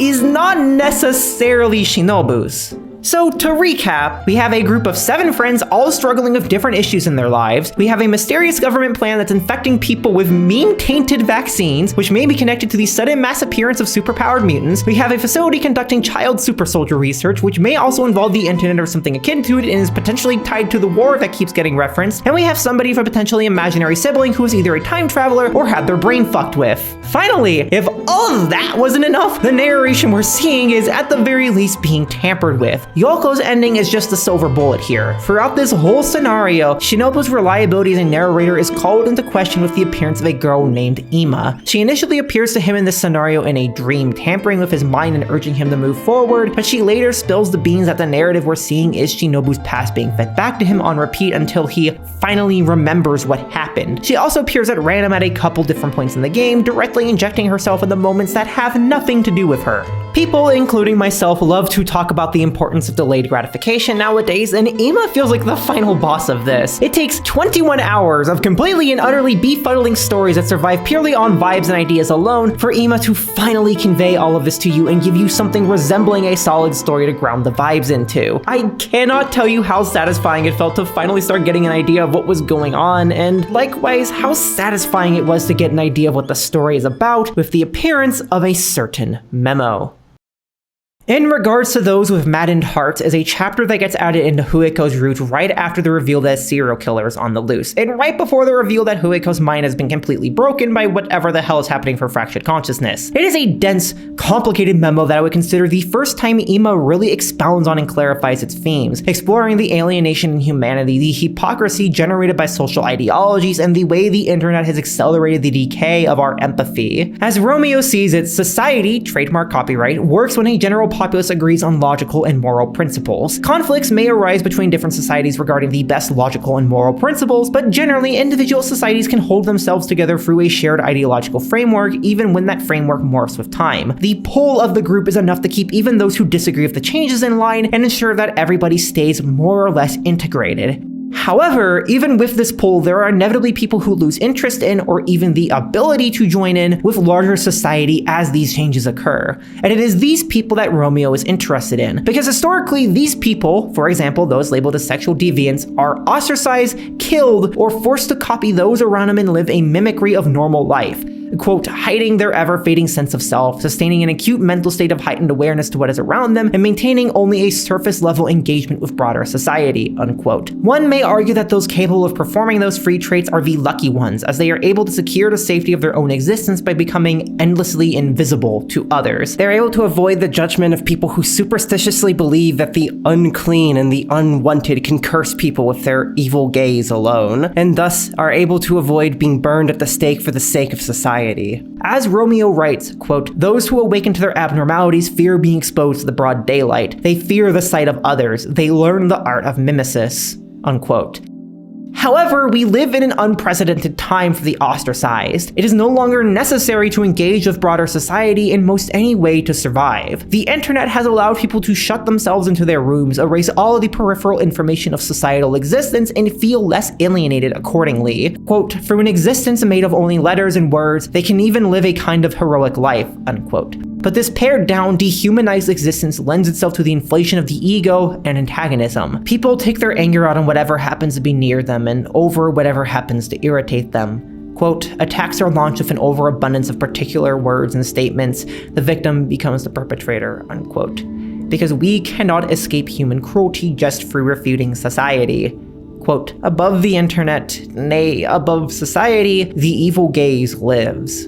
But Romeo importantly reminds us to make no mistake in believing that this is some sort of particular mental illness or some sort of failing unique to the ostracized. Remember that it is those who despise the ostracized who used to expel or even kill them. Remember that those who are not afraid of their deviance are scored by those who fear it to inflate their own false self-confidence and enforce order. Remember that normal people lie to each other about who and what they are to uphold a status quo. This antagonistic behavior is not a peculiar illness. It is the same behavior which has always existed in human societies, blown up to global proportions and made accessible to everyone. It is the fear of the evil eye and the fear of being the ostracized at a global scale. We live in an era, perhaps have always lived in eras, where people hold discriminatory mindsets, but the internet has given us all an unprecedented ability to act on these discriminatory, hateful impulses, forming a web of hatred and negativity, all so that we can protect what society deems as good for the sake of proving that we do not deserve to be scorned and expelled. We forfeit our trust and build suspicious hearts to protect ourselves and the family, to protect our own arrogance, all while lying to each other that we are normal, that we are good people, that we are not the ostracized, or if we are, then we are better than the others. But we are all the others. And we have built a network that encourages the hatred of the other to fester. This memo is the point where Saihate no Ima clicks, and it is also a horrifyingly prescient warning not of what the internet would become, but what it already was. It is very easy to hear all that and think that Romeo predicted the dogpiling, harassment, and brutality of modern social media, but in truth, he was just working from what already existed. For instance, at this point in time, Japan's largest image board, 2channel, already had a reputation for being insufferable and filled with harassment, as well as announcements of brutal crimes before they happened, such as a bunch bus hijacking in 2000 that injured 3 women and indirectly injured 2 passengers, with one of the women dying. What I think Romeo understood was that none of this was going to go away or get any better of the internet growing. And many people like to promote a narrative that the decay of the internet was the result of it being co-opted by private interests, but this is a lie. To begin with, the internet was a US government and military project designed to connect weapons of war together, and according to writer Ben Tarnoff in his book Internet for the People, quote, "The government reports that guided the creation of the NSFnet called for the backbone to eventually pass into private hands," unquote. The fact that the internet was ever a potentially democratic and decentralized network was a happy accident that was progressively cleaned up, as it were. As Jonathan Crary writes, "The narrative now of an egalitarian technology endangered by monopolistic corporations, the rescinding of net neutrality and invasions of privacy, is plainly false. There never was or will be a digital commons. From the start, internet access for a global public was always about the capture of time, about disempowerment and depersonalized connectedness. The only reason the internet seemed freer or more open initially was because the projects of financializing and expropriation did not occur all at once and took a number of years to reach an acceleration point in the early 2000s. Saihate no Ima released right during that acceleration point, which people my age now herald as a golden age of the internet. Now, I do think it would be wrong for me to at least not acknowledge why that is. The internet did in many ways democratize and free up social expression. To name a few wonders, fledgling artists were able to find existence through sites such as DeviantArt. Forums gave people avenues to discuss even the nichest of subjects in moderated spaces, and they really exploded during the 2000s in particular. The simplicity of site hosting, particularly in this time, allowed people to create websites for any topic, and the lack of moderation for the broader whole of the internet meant population that had often been hidden, such as queer communities, could now create broader awareness. The 2000s propelled all of this forward by light years, and the extreme decentralization of it, without any social media giants, meant that the niche spaces were the norm. But I feel we also all forget, especially those such as myself who were children then, how prevalent horrible things were too. Many internet forums were not kind or friendly places. Some, like Something Awful, were about as vitriolic as modern social media and acted as the precursors to sites like 4chan. Content was horribly labeled, and so it was easy to stumble into traumatizing gore and sex abuse videos, with people regularly sending them to each other as a joke. Education about safety was abysmal, and it was not uncommon to see people leaving their address on their websites. Though, I guess that hasn't gotten better nowadays of how everybody falls for analytic surveys, huh? These are scams to get your security information, by the way. Please stop doing them. The internet is worse now. Yes, I am not going to deny this. That would be ridiculous too. But I agree with Crary in that our modern tragic narrative is a myth. Our nostalgia is blinded by how we wish things were. With that context given, I believe it is important to look at what Romeo is specifically referring to in this memo, because it is, I'd argue, very apt at explaining the horrifying and damaging effects that the explosion of social media has led to. The mass surveillance and policing of individuals by individuals, and particularly of the ostracized. At multiple points, the memo refers specifically to ostracized people inflicting violence upon one another on the basis of self-hatred, attempting to turn the fear of what they are into a kind of inverted self-confidence. And this is, of course, enabled in part by what Romeo refers to as, quote, "an existence made of only text characters," unquote. Much has been written now about the dehumanization made possible by this type of existence, including a particularly excellent study by Schroeder et al., which demonstrates, across a few different categories of speech, that text-only communication consistently results in a greater level of dehumanizing beliefs about other people due to a lack of important paralinguistic cues. But I don't think you need research to prove this. Anybody who has spent extensive time socializing both online and in person can tell you that there is a world of difference in terms of understanding and empathy. Generally, this, I believe, is of particular danger to the specific subset of people which Romeo is referring to, those who were ostracized. Now, divisions in ostracized and marginalized groups due to beliefs have always existed. One need look no further than the feminist sex wars of the 70s to see this in action. But the internet, and particularly social media, has most certainly made the polarization of marginalized groups far, far worse. It has allowed them, or should I say us, to easily ignore that we are all people part of a larger cause, and instead get lost in discussion about minor differences in opinion, pretending that those minor differences are actually incredibly important. This is to say that the hypothetical you is not helping anyone by getting into absurd discussions over what's ethical to pump or schlick to for 5 hours a day. Those who do that are just averting their eyes from the larger conflicts in society, such as the war between workers and capitalists and the fight for the rights of minorities, because those issues are too daunting and unsettling to tackle. They are uncomfortable and threaten lives. They require reading, understanding, and a comprehension of a wide variety of subjects that, though necessary for life, are complex. For those who desire to feel as if they are doing something meaningful, but without entering the realm of the revolutionary and threatening, without dedicating time to learning about humanity, it is easier to become absorbed in meaningless fights about things such as fetishes and labels. The human rights advocacy group Dream Defenders discussed this very eloquently in 2012. All the fighting that happens on social media is indicative of the fact that people really don't know each other. Social media provides the illusion of deep relationships. So long as people don't really know each other, the work is never going to go that far. This is doing the work of COINTELPRO in the sense that you see people calling each other out online and you see all these rifts being created. Social media is doing that to us. Stepping back from all that is really important right now.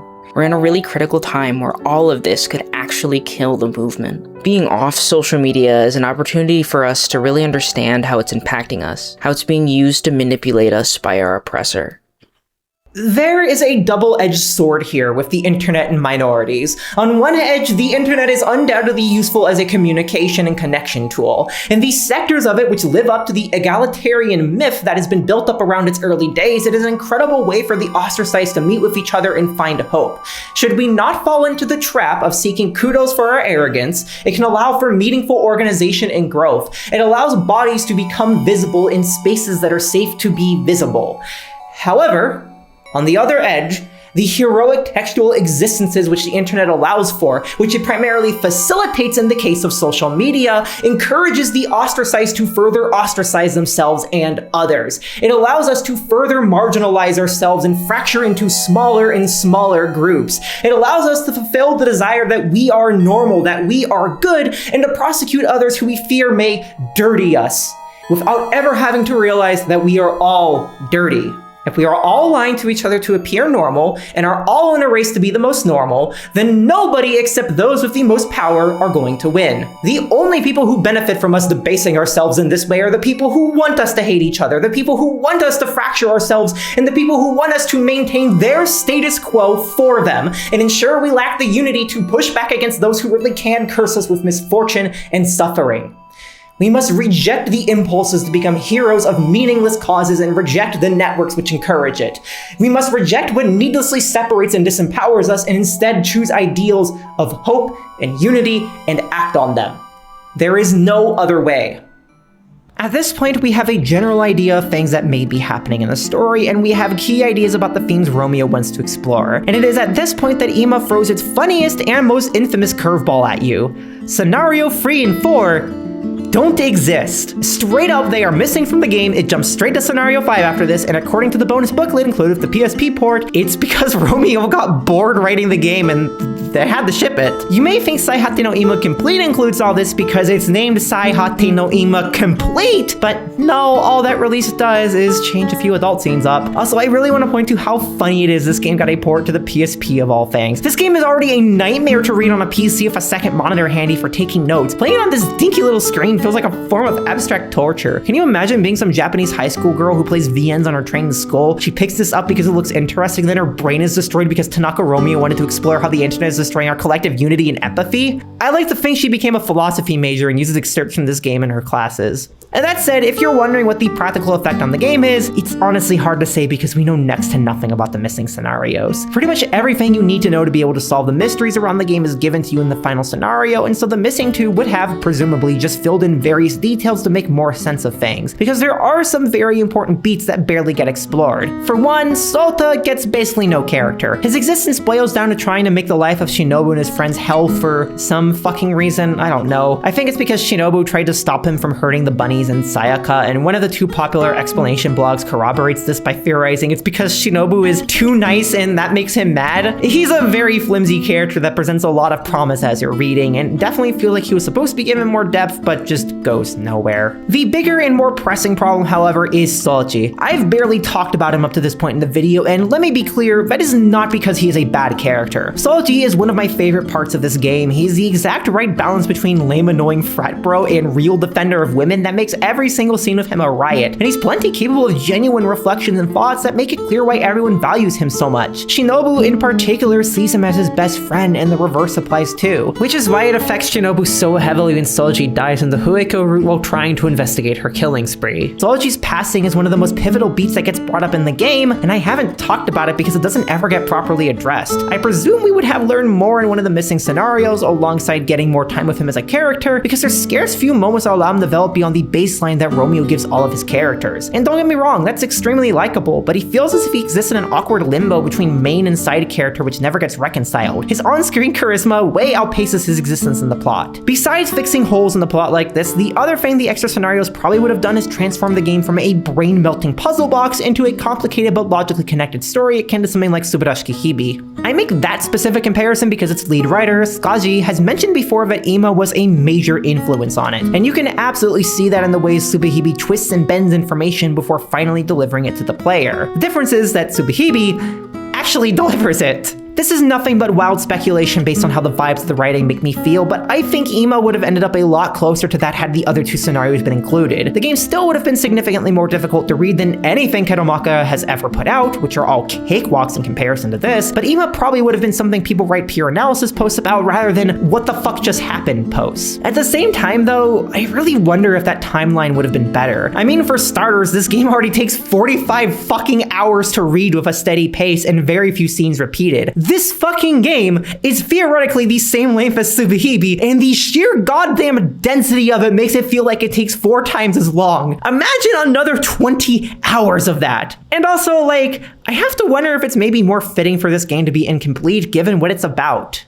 I talked before about how the internet is a very fragmentary and non-linear space, and a big contributing factor to why it's like that is the sheer amount which is missing. For instance, the loss of GeoCities at all mentioned briefly in the Sayaka segment was the loss of everything from early anime fan sites to nascent digital resources for transgender people. Though some of it was saved for the incredible efforts of archival projects such as the Internet Archive and the GeoCities Gallery, much of it is also gone for good. What we're left with are fragments that we have to assemble ourselves, and we can only guess at the remainder. Ergo, much of the internet can be defined by what isn't there rather than what is. And obviously, Romeo did not intend to capture this when he got bored of Ima and stopped halfway, but neither did the creators of GeoCities intend for it all to vanish after it got purchased by Yahoo and began a slow downward spiral, first with an intrusive content ownership policy that led to mass user rebellion before being rebuked, and second with a premium site hosting scheme that slowly bled the site dry until its demise in 2009. Surprise motherfuckers, emergent storytelling and emergent themes happen, and the emergent theme here, which runs through the entirety of the internet, is that of incompleteness and loss. It's interesting to think about because for the longest time, the adage I'd always hear about the internet is that nothing is ever truly deleted. And to be fair, there is some truth to this. Larger corporations like Facebook are famously wishy-washy about how much data they hold on to and for how long, and deleted content can live on for eternity through screen caps and reposts. But a lot of what gets deleted is gone for good, and in some cases that can mean important bits of history can be lost. I cannot tell you how many times in my work I have come across incomplete or broken company and developer websites, or come across references to interviews that no longer exist anywhere. It is tragic in my view, and I believe that the preservation of lost websites is undeniably a good for society. But I'm also not the author of anything but my own posts, so my perspective is somewhat skewed. And as Ian Mulligan notes in the opening to his book on this subject, quote, "Very few of those authors would have realized, when writing, that their words would one day end up in a large archive," referring to the Internet Archive. There are genuine ethical questions that are worth asking about the mass preservation of data online, and as I expressed earlier in the video, I have many issues with it in the context of social media, specifically social media, because the data left behind there is far more likely to be used by advertisers and other ill-meaning actors than it is any good cause that could be derived from a vapid status post, whatever might exist. The Internet Archive, by comparison, archives the internet purely for historical purposes. Whatever concerns over the mass preservation of that history exist are, in my opinion, far outstripped by the incredible benefits it provides for attempting to understand the usages and progressions of one of the most important facets of our modern life. On top of that, the Internet Archive has a very different framing that, intentional or not, I feel shows far more respect for our incomplete chronologies than social media does. You cannot escape incompleteness in the Wayback Machine. Due to its its purpose and its structure, the site must necessarily show you the massive pockets of missing data and history in between the few segments that actually exist. You are forced to contend with the incompleteness of history of human existence rather than endlessly consume a version of history which renders this invisible.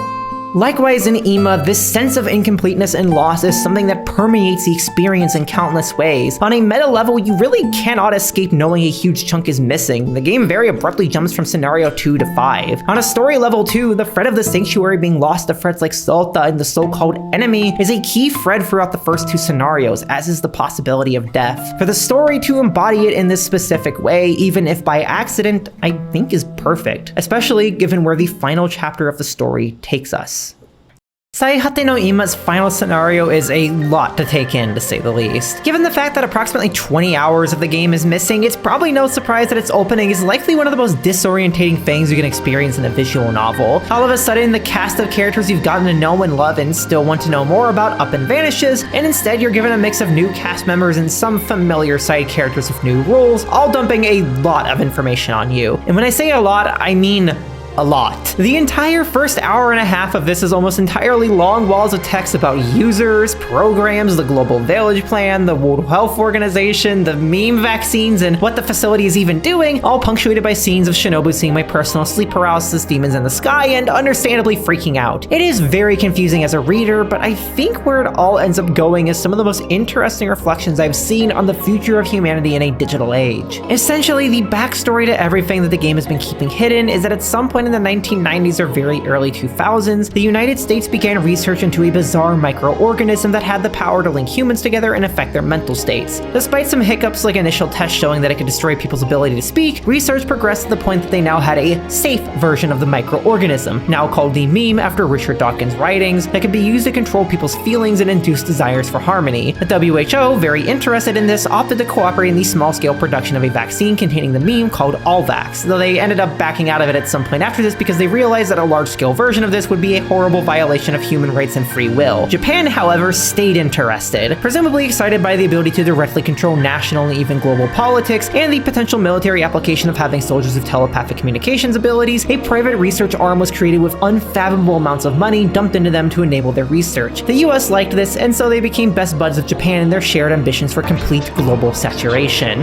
With the broader plan of connecting all of humanity together now named the Global Village Plan, after Marshall McLuhan's theory of media technologies creating an interconnected world, the first thing to figure out was what to do with all the ways the meme was impacting people. For starters, its linking properties inadvertently resulted in the creation of an unregulated biological network that worked through transmitting data by meme particles floating in the atmosphere. Their answer was, of course, to create an administrator who would control literally everything. At some point during all of this, they also discovered that some people exposed to the meme showed incredible aptitude for harnessing its powers, ranging from the ability to be a human bomb and shoot mind bullets to possessing mind control and super strength. These people are considered to be the upper echelons of so-called users, people infected by the meme, and the private research facility in Japan began conducting research on particularly meme-adept children, in part with the goal of developing an emotionless soldier known as the King Unit who could control the imaginary net and guide all of humanity to their future. One of the promising people before the child soldier research was Haino Koichiro, the man who shows up in the first facility flashback in scenario 2 and also happens to be the very first known user. He did make some progress towards achieving that goal, including extensive training to nullify his emotions, but he was ultimately passed up for a child named Hitachi Orikura. For one reason or another, however, one blog speculates that Hitachi may have held feelings contrary to Japan's wishes. The governments decided to scrap Hitachi as the King Unit as well. Unfortunately for them, at the same time they planned to do this, Chidori, a facility administrator, lost her brother Shinobu to an illness. Feeling sympathy for Hitachi, Chidori swapped paperwork and files around to have her dead brother disposed of in place of Hitachi. I'm also fairly sure his consciousness got merged or swapped into Hitachi's body as well, or maybe Hitachi's memory was tampered with,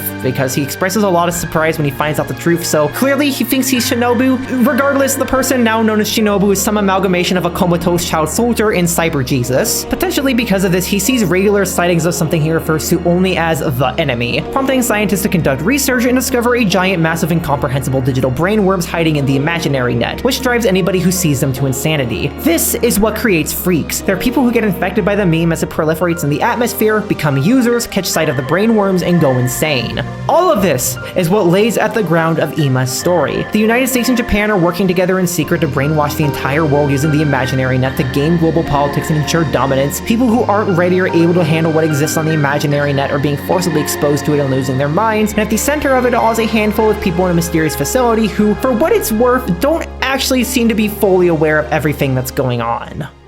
Wow, that sure is a lot, but it does bring up two key interlinked themes that I believe are important. The ethics involved in the project of linking humanity together, and the way external forces will always attempt to corrupt potentially beneficial projects for humanity. I think it's important to ground what I'm about to say by stating I am not one of those people who believes the internet is only a negative for society and that we should return to landlines and phone books. I do think it has overall been beneficial for humanity despite its serious shortcomings and problems, in part because the greater project of humanity is something which only benefits from more avenues to connect and share knowledge. The internet allows us greater awareness of people who live experiences far different from our own by allowing us to connect with people all over the world, and it allows us to pass along vital knowledge with far fewer constraints than the physical world possesses. Books preserved on the internet, for instance, can entirely avoid scarcity and erasure. A single digital copy of a book can theoretically be infinitely replicated for practically no physical cost, whereas the logistics of manufacturing and distribution inhibit the physical reach of literature. Wishing for the internet to go away entirely or claiming that life was better for everyone before it is respectively not good for humanity, and not true unless you're part of a privileged group that can easily find community and support without the use of digital services. The issues with the internet, putting aside the physical concerns regarding things like data centers, are the issues that Romeo presents with the imaginary net, and that is the underlying reality of who controls it and what they intend to use it for. In Ima's plot, the government is in control. In reality, it's a slim few major corporations. Romeo's assumption was certainly not on the mark there, though some governments are indeed very buddy-buddy with corporations, but he did correctly presume that those with power would use the internet for the manipulation of individuals and information. There have been many horrible things about the World Wide Web in recent years, but its growing capacity for preying on people's emotions and influence them in immoral ways has gotten an incredible amount of media attention for a good reason. The internet has become a vehicle for inspiring nationalism, white supremacy, and other immense bigotry and violence, all to preserve and further entrench a pre-existing world order that demeans anyone who does not fit a ridiculous, discriminatory ideal of a human being. A key reason this has even been possible is the centralized control of the internet which Ima warns of. Whatever control individuals once exerted over the internet in the 1990s and the early 2000s has been almost entirely snuffed out, and as I discussed in the Sayaka segment, the once wide diversity of social networking systems has been condensed into a series of platforms operated by a select few corporations. And through this, these corporations have been able to exercise an incredible level of control over a political thought, or at the very least, enable that control and be complacent in people doing so. Brazil's 2018 election is an excellent example of this that far too few people in English spaces talk about. As Carolina Pajeras notes in her essay for the book WhatsApp in the World, the popular messaging program served a critical role in influencing votes in the favelas, parts of the country which are neglected and impoverished. She found that people who lived in these areas in the state of Rio de Janeiro were being sent targeted propaganda messages encouraging them to vote for the right-wing Jair Bolsonaro, which included, but was not limited to, false information regarding the end of the Bolsa Familia social welfare program, and misogynistic lies about then-president and member of the Workers' Party, Dilma Rousseff. WhatsApp, of course, seemingly did nothing about the fact that its platform could be used by malicious actors to mass-mail vulnerable people with false information to make them vote for a candidate that runs against their interest. And as Carolina notes, these people are being specifically targeted, because despite living in Rio de Janeiro herself, she never received any of the inflammatory and misleading texts. As she eloquently describes, quote,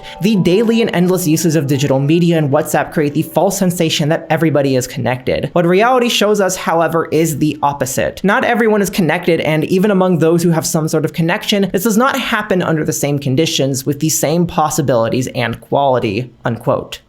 This inequality is a key point I want to draw attention to, and something that even Ima arguably draws attention to with the way that users work and are sorted. There is a whole system of categorizing people based on their aptitude as a user and what abilities they're able to use, meaning that while some are very well capable of defending themselves on the imaginary net and, by extension, reality, others possess no powers or have latent powers they're not taught to use. Some infected by the meme for its atmospheric spread may not even be aware that they are users. What should be a system of equal and fair access is anything but, and likewise that goes for the modern internet. Net neutrality, for one, is on its deathbed. The simple and seemingly uncontroversial idea that telecom companies should treat all information equally and not give the power to decide what is and is not accessible was too good for US courts and has accordingly been thrown to the wolves. And of course, there's the matter of how internet access in the global south has been treated, with major corporations being desperate to tap into the markets. Facebook forced themselves into countries like Nigeria and Myanmar through their Free Basics program, promising internet access for people who would otherwise be without it, but in reality delivering an extremely Western-centric limited access version of it hardly tailored to the population's needs. Authors have likened this to being like digital colonialism, and the results of it have been fittingly horrific. Infamously, Facebook's failure to moderate its platform within Myanmar led to extremist content running rampant, culminating in a violent genocide against the Rohingya people. Google, as well, has been unable to keep themselves from enjoying some digital colonialism of their own, with free train station Wi-Fi service in India that stole what Facebook was not able to steal after the Indian government deemed Free Basics to be violating regulatory practices and fabricating positive press. That is, data. In 2015, as Zuckerberg was making his ill-fated attempts to woo Indian regulators, Google announced a new project to provide high-speed public Wi-Fi in 400 train stations across India. Google was focusing not on giving lots of poor people a slice of the internet for free, but on building infrastructure that could give anyone nearby, be they rich or poor, the entire internet for free. Left out of the glossy blog post and gushing media coverage were some other realities of these proposals. This was a large-scale public infrastructure project that was handed over almost wholesale to a private company without a transparent tender process. And just because the service is free does not mean that no one is paying a price. Through this service, Google will be able to hoover up vast amounts of data from people joining its network. For something that started as a government project intended to bolster military operations and efficiency, the fact it's continued to mostly benefit private and destructive sectors makes sense. It also makes sense that it's continued to be a deeply segregated space that encourages activities beneficial to said private sector and thereby the capitalist state, rather than the needs of individuals. Professor Bernard E. Harcourt compares the internet to a shopping mall or perhaps an amusement park, and I think very aptly so. It is a private commercial space, for profit, that has been underwritten and made possible by state and municipal governments. A mixed private-public space, or perhaps, more accurately, a space of private profit and public expenditures that practices a form of management and control of large flows of populations in order to maximize the number of visitors, to optimize consumption, to attract more advertising, and to facilitate spending. These are quintessential spaces that seek to optimize the movement of large numbers of people in order to fuel their purchases, while at the same time minimizing labor and other expenditures. This is not just a spectacle, because everything is scattered. The goal is to distribute, not concentrate the population, to avoid amassing consumers at any one spectacle, so that they spend much more at all the various mini-theaters of consumption. The way that a highly corporatized and privatized internet necessarily creates a mixed private-public space is perhaps one of its greatest offenses. As I mentioned earlier, the ways in which corporations have absurd access to the information distributed by their platforms effectively makes them an all-encompassing, constantly intruding presence in our personal, our private lives. They want control so they can avoid us amassing and instead be pacified by various mini-theaters. So it is no surprise then that the internet has been engulfed by a technological advancement that simplifies and expedites these corporate tasks. With the key points about Emma's world in place, Scenario 5 soon starts to kick into high gear, with everything that follows from here taking place in what gets referred to in online discussion as wartime, separating it from the rest of the game, which is a mismatch of pre- and post-war. Shinobu realizes who and what he is and digs deep into his mind to regain his power as the king unit, and Haino, seeking to use his powers to control the global village plan and guide humanity's future as he sees fit, launches a coup d'etat. While he does ultimately fail thanks to Shinobu using his Cyber Jesus powers, he does manage to severely damage the facility and its staff, including Shinobu, who he shoots in the head. Surprisingly, Shinobu doesn't die from this because as the king unit, his body possesses special cells known as ES cells, which can regenerate tissue and revive bodies from near-death states. There are consequences for this, both for his own body having to regenerate and for the people who he revives at various points in the story, but it nevertheless allows him to assure survival for now. Even with Haino defeated, however, there's still a core issue issue, the enemy, or as they're actually called according to an extremely infamous hour-long hyperlink that legitimately gave me a headache to read, the worms. Shinobu, using the power of everybody linked together in the imaginary net, dives deep into the recesses of the net to find and defeat them, and learns that their true nature is not of some mysterious and unknown alien threat, nor of something foreign to us. The worms are the result of all of humanity's egos being interlinked. It is a horrifying sludge of all of our thoughts and feelings in an incomprehensible form. It is simultaneously hyper-intelligent for the knowledge it's accrued by interacting with our existences, and incapable of doing anything with that intelligence. It merely exists, but acknowledging that existence is enough to drive anyone who observes it to insanity. The worms are, in other words, the sludge of humanity on the internet. Shinobu, realizing what the worms are and what they are doing to humanity, knows that the only option is to destroy them, but the repercussions of this are dire. A sizable portion of humanity suffers severe brain damage due to the energy drain incurred during the fight. The imaginary net is severely damaged, if not outright destroyed, and Shinobu is horrendously injured. Due to the force exerted while fighting them, and likely due to the ES cells regrowing his brain, Shinobu grows a brain tumor that leaves him to be unable to decipher the past from the present for the first year of his life after the war, causing him to be unable to even have his own perspective of his life. This is where the first two scenarios take place. They are a mixture of pre-war and post-war experiences, and rather than observe his own life, someone else must do it for him. That someone else being Ima, a mysterious being in his mind born from the brain tumor that works diligently within his mind to restore his self, which may make this the first game in existence to have a brain tumor GF. I said this game was smart, not that it made sense. After an entire year of being unable to properly observe his own existence, Ima manages to complete her work, leading to the very final scenes of the game where she informs Shinobu just why his experience of time was as fragmentary and confusing as it was, and brings us back to the very first scene of the game. Except Soji isn't there, because he never was. It was a hallucination of the past that Shinobu was seeing in the present, and Shinobu, now finally recovered from his injuries, is able to observe his own reality again. This is the last moment of Ima. It's where it all began, and Ima vanishes, knowing her work is finished. There is so much to talk about with Ima's ending, and I really don't think I can possibly hope to cover everything. The same goes for the rest of the game, really. I've had to skip over a ludicrous amount of philosophizing, hyperlink insanity, interesting and thought-provoking moments, etc. to get this video to a point where it's at least kind of coherent and kind of possibly be followed. As I said before, I do not intend this to be a comprehensive dive or explanation into Ima. However, I must note that if you do want an explanation of Ima's story, then I would highly recommend turning to the blog post that I use as a reference for creating this video. These posts were invaluable in being able to assemble Ima's story and reflect on ideas that I had forgotten during my long time playing it. Seriously, this video would not exist without these, and I highly recommend them if you speak Japanese. They are invaluable. So, okay, before I bring this video to a climax by talking about what the grander narrative structures and ideas signify to me and return to the point I opened this video with, I first want to discuss what I was segueing into with the prior segment, the nature of the greater worms and how I understand their allegory in the present day. They are, at their core, an Ouroboros of humanity's creation that is constantly feeding on us and itself. It aimlessly consumes and devours our existences, destroys our minds when we attempt to observe it, consumes our newly destroyed minds, and repeats this cycle ad infinitum until presumably all of humanity has had its knowledge assimilated and digested into festering garbage. Romeo could not have known that a technology of this sort would become an everyday fact of modern life. This is exactly what the consumer-facing side of machine learning, or so-called AI, has turned into.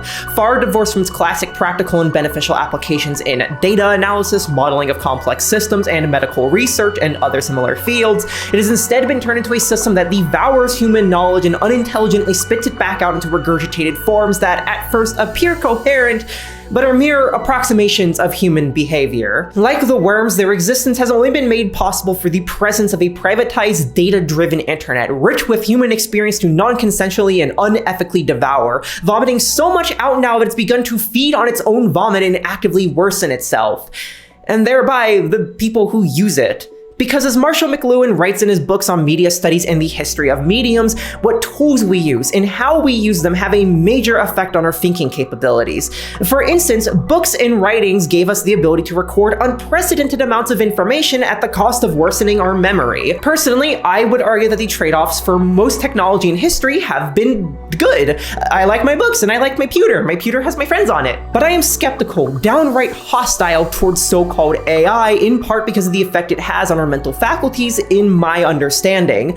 Though the research is divided, with some meta-analyses on ChatGPT being overwhelmingly positive and others cautiously warning of its possible cognitive effects, my experience of people using it has primarily been them using it as a way to avoid participating in education, to avoid the hard work of learning skills, to offload the difficulties of certain tasks, and or to run to the finish line of a degree. The results of this, and the results that people in teaching I know have mentioned, is that many people using so-called AI have a much harder time reasoning through problems critically and generally understand far less about a subject than somebody who put the time in to research it, who actually put the effort in to understand a subject. What I think is telling is that what a lot of those meta-analyses and thereby a lot of studies focus on is the fact that AI betters people's academic performance. It makes them perform better in the short term. But short-term gains and academic performance is only important in as far as institutions prioritize it. The ability to think critically, to work through life's problems, to gain new skills, to internalize them matters far more, and that is ostensibly what education should exist for. That is what matters, not only academically, but for life as well. And so-called AI doesn't foster this. It allows you to generate images based on what already exists without learning the beautiful and enriching skills of drawing. It allows you to generate text based on what already exists without learning the challenging and rewarding skills of writing. It allows you to generate music based on what already exists without learning the real power and ability of composition. These are skills that aren't defined by their end product, in my opinion. The joy of drawing that I have had, even as a bad artist, has been the joy of learning a new skill. It has been unlocking those nice new neural pathways that make big dopamine go burr, that allow me to create things that I want to create from my imagination. The same goes for music. The same goes for writing. AI prioritizes the end product. What AI fundamentally lacks, even though it works in ways that are similar to how we create things, is the ability to genuinely think and to develop novelty from that, to behave creatively because of failure, because it can't fail or be challenged in the way that we can. Failure or boredom or struggle, these are all important things that require us to think and consider what's around us, come up with interesting, novel solutions, and develop new ways of thinking. And so-called AI will not let you fail. It will not let you develop. It exists to amuse you to death, to keep you feeding it time, money, and data, and it will only consume and feed on you and itself. It is an endless Ouroboros of garbage. And after all, that's what all privatized endeavors do. They consume. The world, its people, its ideas, its resources, all consumed and spat back out in a form that does not offend the masses who ostracize the very people who are responsible for the incredible wonders we take for granted. All of this while massive data centers are built to power it, which consume our natural resources that could go to about 1 billion different better things. And look, I do not blame people who use this and fall for this the same way I do not blame the freaks. We have all been forcefully exposed to the internet, and some of us have fared far worse with it than others. But we have to make a decision to stop somewhere. Shinobu's fight against this is his ultimate act of rebellion against a facet of a system that used and manipulated him for its own gain, and actively worsened the lives of everyone he cares about. It is a system that harvests us and creates vapidness where there was once meaning, aimless hatred where there was once justified and righteous anger. It is a system that commits what he considers to be the greatest sin. It intrudes upon the sanctity of others and their sacred spaces. The price Shinobu paid for all of this was a destruction of his own sense of self and memory, which makes it somewhat ironic that the moment it's revealed to us is the moment that Ima's story, and thereby Shinobu's memory, can actually be assembled, painting a far more grim and challenging picture of his fight for peace and community than was apparent before. With the information you learn from this scenario in the following epilogue, what happened in the first two scenarios doesn't become immediately clear, but it does become intelligible. Azusa and Yoko's scenarios more or less don't change. The former's key issue was that she struggled with her mother, and the latter was her fiancé and his eventual transformation into a freak. And those issues were both resolved by their endings. Azusa's mother is revealed to have passed away at some point around the time of the war, and Yoko's fiancé is slain by Itsuki. Sayaka and Fueko's narratives, however, changed quite a bit. Sayaka, as it turns out, was not a witch, but rather not even a human to begin with. She takes on the form of one, and perhaps that's a part of why she feels so little desire to be part of society and struggles so much with her powers, but she apparently has some sort of deep ties to the forest. So her actual lineage probably has more in common with David the Gnome than the witches living a floor below you. After her initial death in the first scenario at the hands of witch hunters, Shinobu uses his ES cells to revive her, thus turning her into a user as well, because that's what his cells do. Sometime after this, however, Sota reappears in town, and Sayaka aims to exact her revenge using her powers, injuring Shinobu in the process, though of course not killing him due to his regenerative abilities. Then comes Fueko's route. The general interpretation I've seen is that during the childhood years, Shinobu made good friends with older sister Fueko, while younger sister Fueko mostly stayed in the background due to some sort of developmental disorder rendering her mute and unemotional. At some point, older sister Fueko lost her mind due to life events and began to go on a killing spree, which led Shinobu to perform a Vulcan mind meld on her with her younger sister to spare her somehow. Putting aside the very questionable ethics of this choice because, I mean, a fucking 12-year-old made it, this does seem to work for a time, and that younger sister Fueko goes to living a normal life. But her mind eventually breaks under the pressure, which is presumably what leads to confrontation with Sota. Whether what happens here is a stage death or a real one depends on your read, because it's revealed in a hyperlink that anyone infected with Shinobu's cells is coerced to feel favorably towards him, and Shinobu infected Sota to save him after Sayaka's second ending. He may just be playing along to satiate Fueko, or he may seriously want to kill Shinobu. That fact also makes the reality of the friend group a lot more depressing, given that Shinobu gave a lot of people his cells, so make of that what you will. Regardless, Shinobu survives with or without the help of the ES cells and once again confronts her in the Scenario 2 ending, only this time he's figured out how to use his powers to save her and unify her mind, allowing her to live a happy life. At least that's what I think happened. Like I said, interpretations of this route vary a lot, and I honestly don't feel like anything I've read online completely tracks, but at the same time, I couldn't tell you what a better read is than what I gave. This route is absolutely the part of the game that suffered the most from having Scenarios 2 and free cut, assuming you try to look at the story holistically.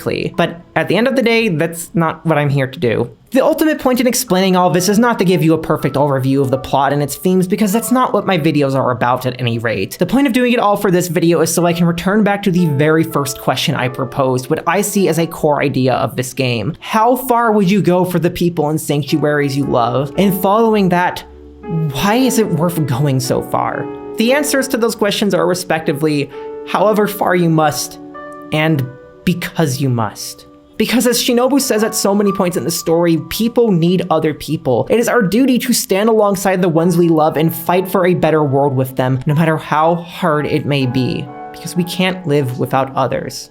As he says, human contact is like a war. Making friends is a challenging and difficult process, and maintaining friendship can be just as difficult depending on your personality and life experience. I, for one, used to struggle a lot with it, and I still regularly get into moods where I withdraw from the world when things in my life go south. There are many days where I find it hard to want to talk with people, and I would much rather keep to myself and avoid everything as I dedicate myself to a given task. It is a battle sometimes for me to want to get out and socialize, and it's a battle sometimes for others to socialize with me. The modern corporate internet, or the parts of it that are such, do not make this any easier. I have grown weary and tired of the platforms commonly used to socialize, and every day I feel a slight alienation from the vague notion of the community because I do not engage with a lot of what is considered important for engagement. I shut my Facebook down for good years back. I refuse to use Instagram for anything but getting contact information. My Twitter is only for business and work research, and I only use a few small private servers on Discord. I am all too aware of the nightmares of the corporatized internet to want to participate in it more than I must, and I'm also all too aware of the ills of many modern tools to feel comfortable with their rapid adoption. I cannot stand for the Ouroboros of hatred that exists now, but sadly, as Roland Barthes writes in his book Mythologies, those who become aware of the nature of the figures and objects of our society, its myths, as it were, estrange themselves from that society. To recognize the flaws of the corporatized internet is to estrange yourself from that in modern society which relies on it and which may even deify it. But to engage with it is also to estrange yourself, to say nothing of so-called AI's effects, which Amelie just released an incredible video on in the context of music. We know that social media can make people feel significantly more lonely, despite the fact that it should theoretically connect more of us together than ever. And I think it's because that level of connection is simply not tenable. I truly agree with what Romeo writes towards the end of the game. He explicitly states that a project of complete, absolute human unity and connection is impossible, because humanity is too complicated and diverse to ever accomplish that. Trying to do so will only result in more alienation, as rules made for one culture conflict with the desires of another. Ironically, what makes humans more connected is a respect for our individuality and the small alliances that we form in search for others who respect that. We do not need something that connects all of us together and attempts to unify us all, because that endeavor is fruitless, and it can even become colonialistic when combined with the ideal that one knows what's better for a culture than that culture. Rather, we need diverse spaces by individuals for other individuals, so that we can join together based on what it is in our life that we love, and from there form widespread networks that respect our differences and allow us to moderate ourselves in all manners of different ways. There are no sets of laws or logic that work for everybody, because all cultures and all individuals are too different to moderate and join together under one singular umbrella. We need a diversity of separate cultures who can harmonize on shared traits without having to agree on everything. And it is this, I believe, that we are nostalgic for of the internet of the past. We miss web rings where people could join together under a mutual love for one thing while keeping their own distinct spaces. We miss niche forums where we could discuss specific topics without fear of ostracization from forums that were too broad to just get it. We miss our own more private social media where we only saw what we wanted to see, could branch out at our own pace. But occasionally we saw new things thanks to friends. We miss the freedom of creation where we could make whatever we want and was all treated fairly by the protocols of the internet. The modern corporatized internet has chosen, well, corporations. It has chosen its own corrupt form of law and role and asked us all to bend to it while consuming everything we are and spitting it back out to us in a vile spew that asks us to surrender our ability to think. But that does not have to be the internet. Not only can we refuse this, but in an even greater act of resistance, we can use the tools we have to create the internet that we want. Hosting a website is easier than ever thanks to the incredible affordability of computer hardware, and you can always just use a platform like NeoCities. Alternative social media platforms with open networking like Mastodon exist, alongside a plethora of different ways to build things like your own forums or chat networks. An endless sea of tutorials can inform you how to design things exactly how you want, enabling you to create your own little space on the web that only has what you want. Your own little homepage. And of course, it is important to engage with others in the physical world, to resist the temptation to live a heroic life of arrogance and text. There are ways to resist both the digital and physical structures that exist now, to deny them in your life and to create what you wish to see, to realize the nostalgic visions that never were and make them real. In that scene with Sayaka at the sanctuary that discusses third spaces, the narration brings up a point that, though perhaps obvious, bears repeating. We live in a time in which what is right and wrong is so strongly defined by societies that we fear to speak our mind and to hold different ideas of good and bad. Because truly having to consider this would mean grasping with the immense, uncomfortable complexity of humanity. The internet, with the panopticon it imposes upon human existence, has only made this worse. It has accelerated the homogenization of our morality and beliefs into predefined, often now extreme camps. It has homogenized our creativity to keep us in a comfortable and agonizing lull. But we cannot continue on this path. The future cannot and does not have to be this way. We must be complex, distinct people who question the concepts of right and wrong, of justice and punishment. We must create works of art that are uncomfortable and unpalatable, that provoke thought. We must create our own spaces that accept and encourage this freedom, rather than attempt to be acceptable to the people and technologies that control us. We must create a better future. A messy, diverse, and beautifully human future on rough ground.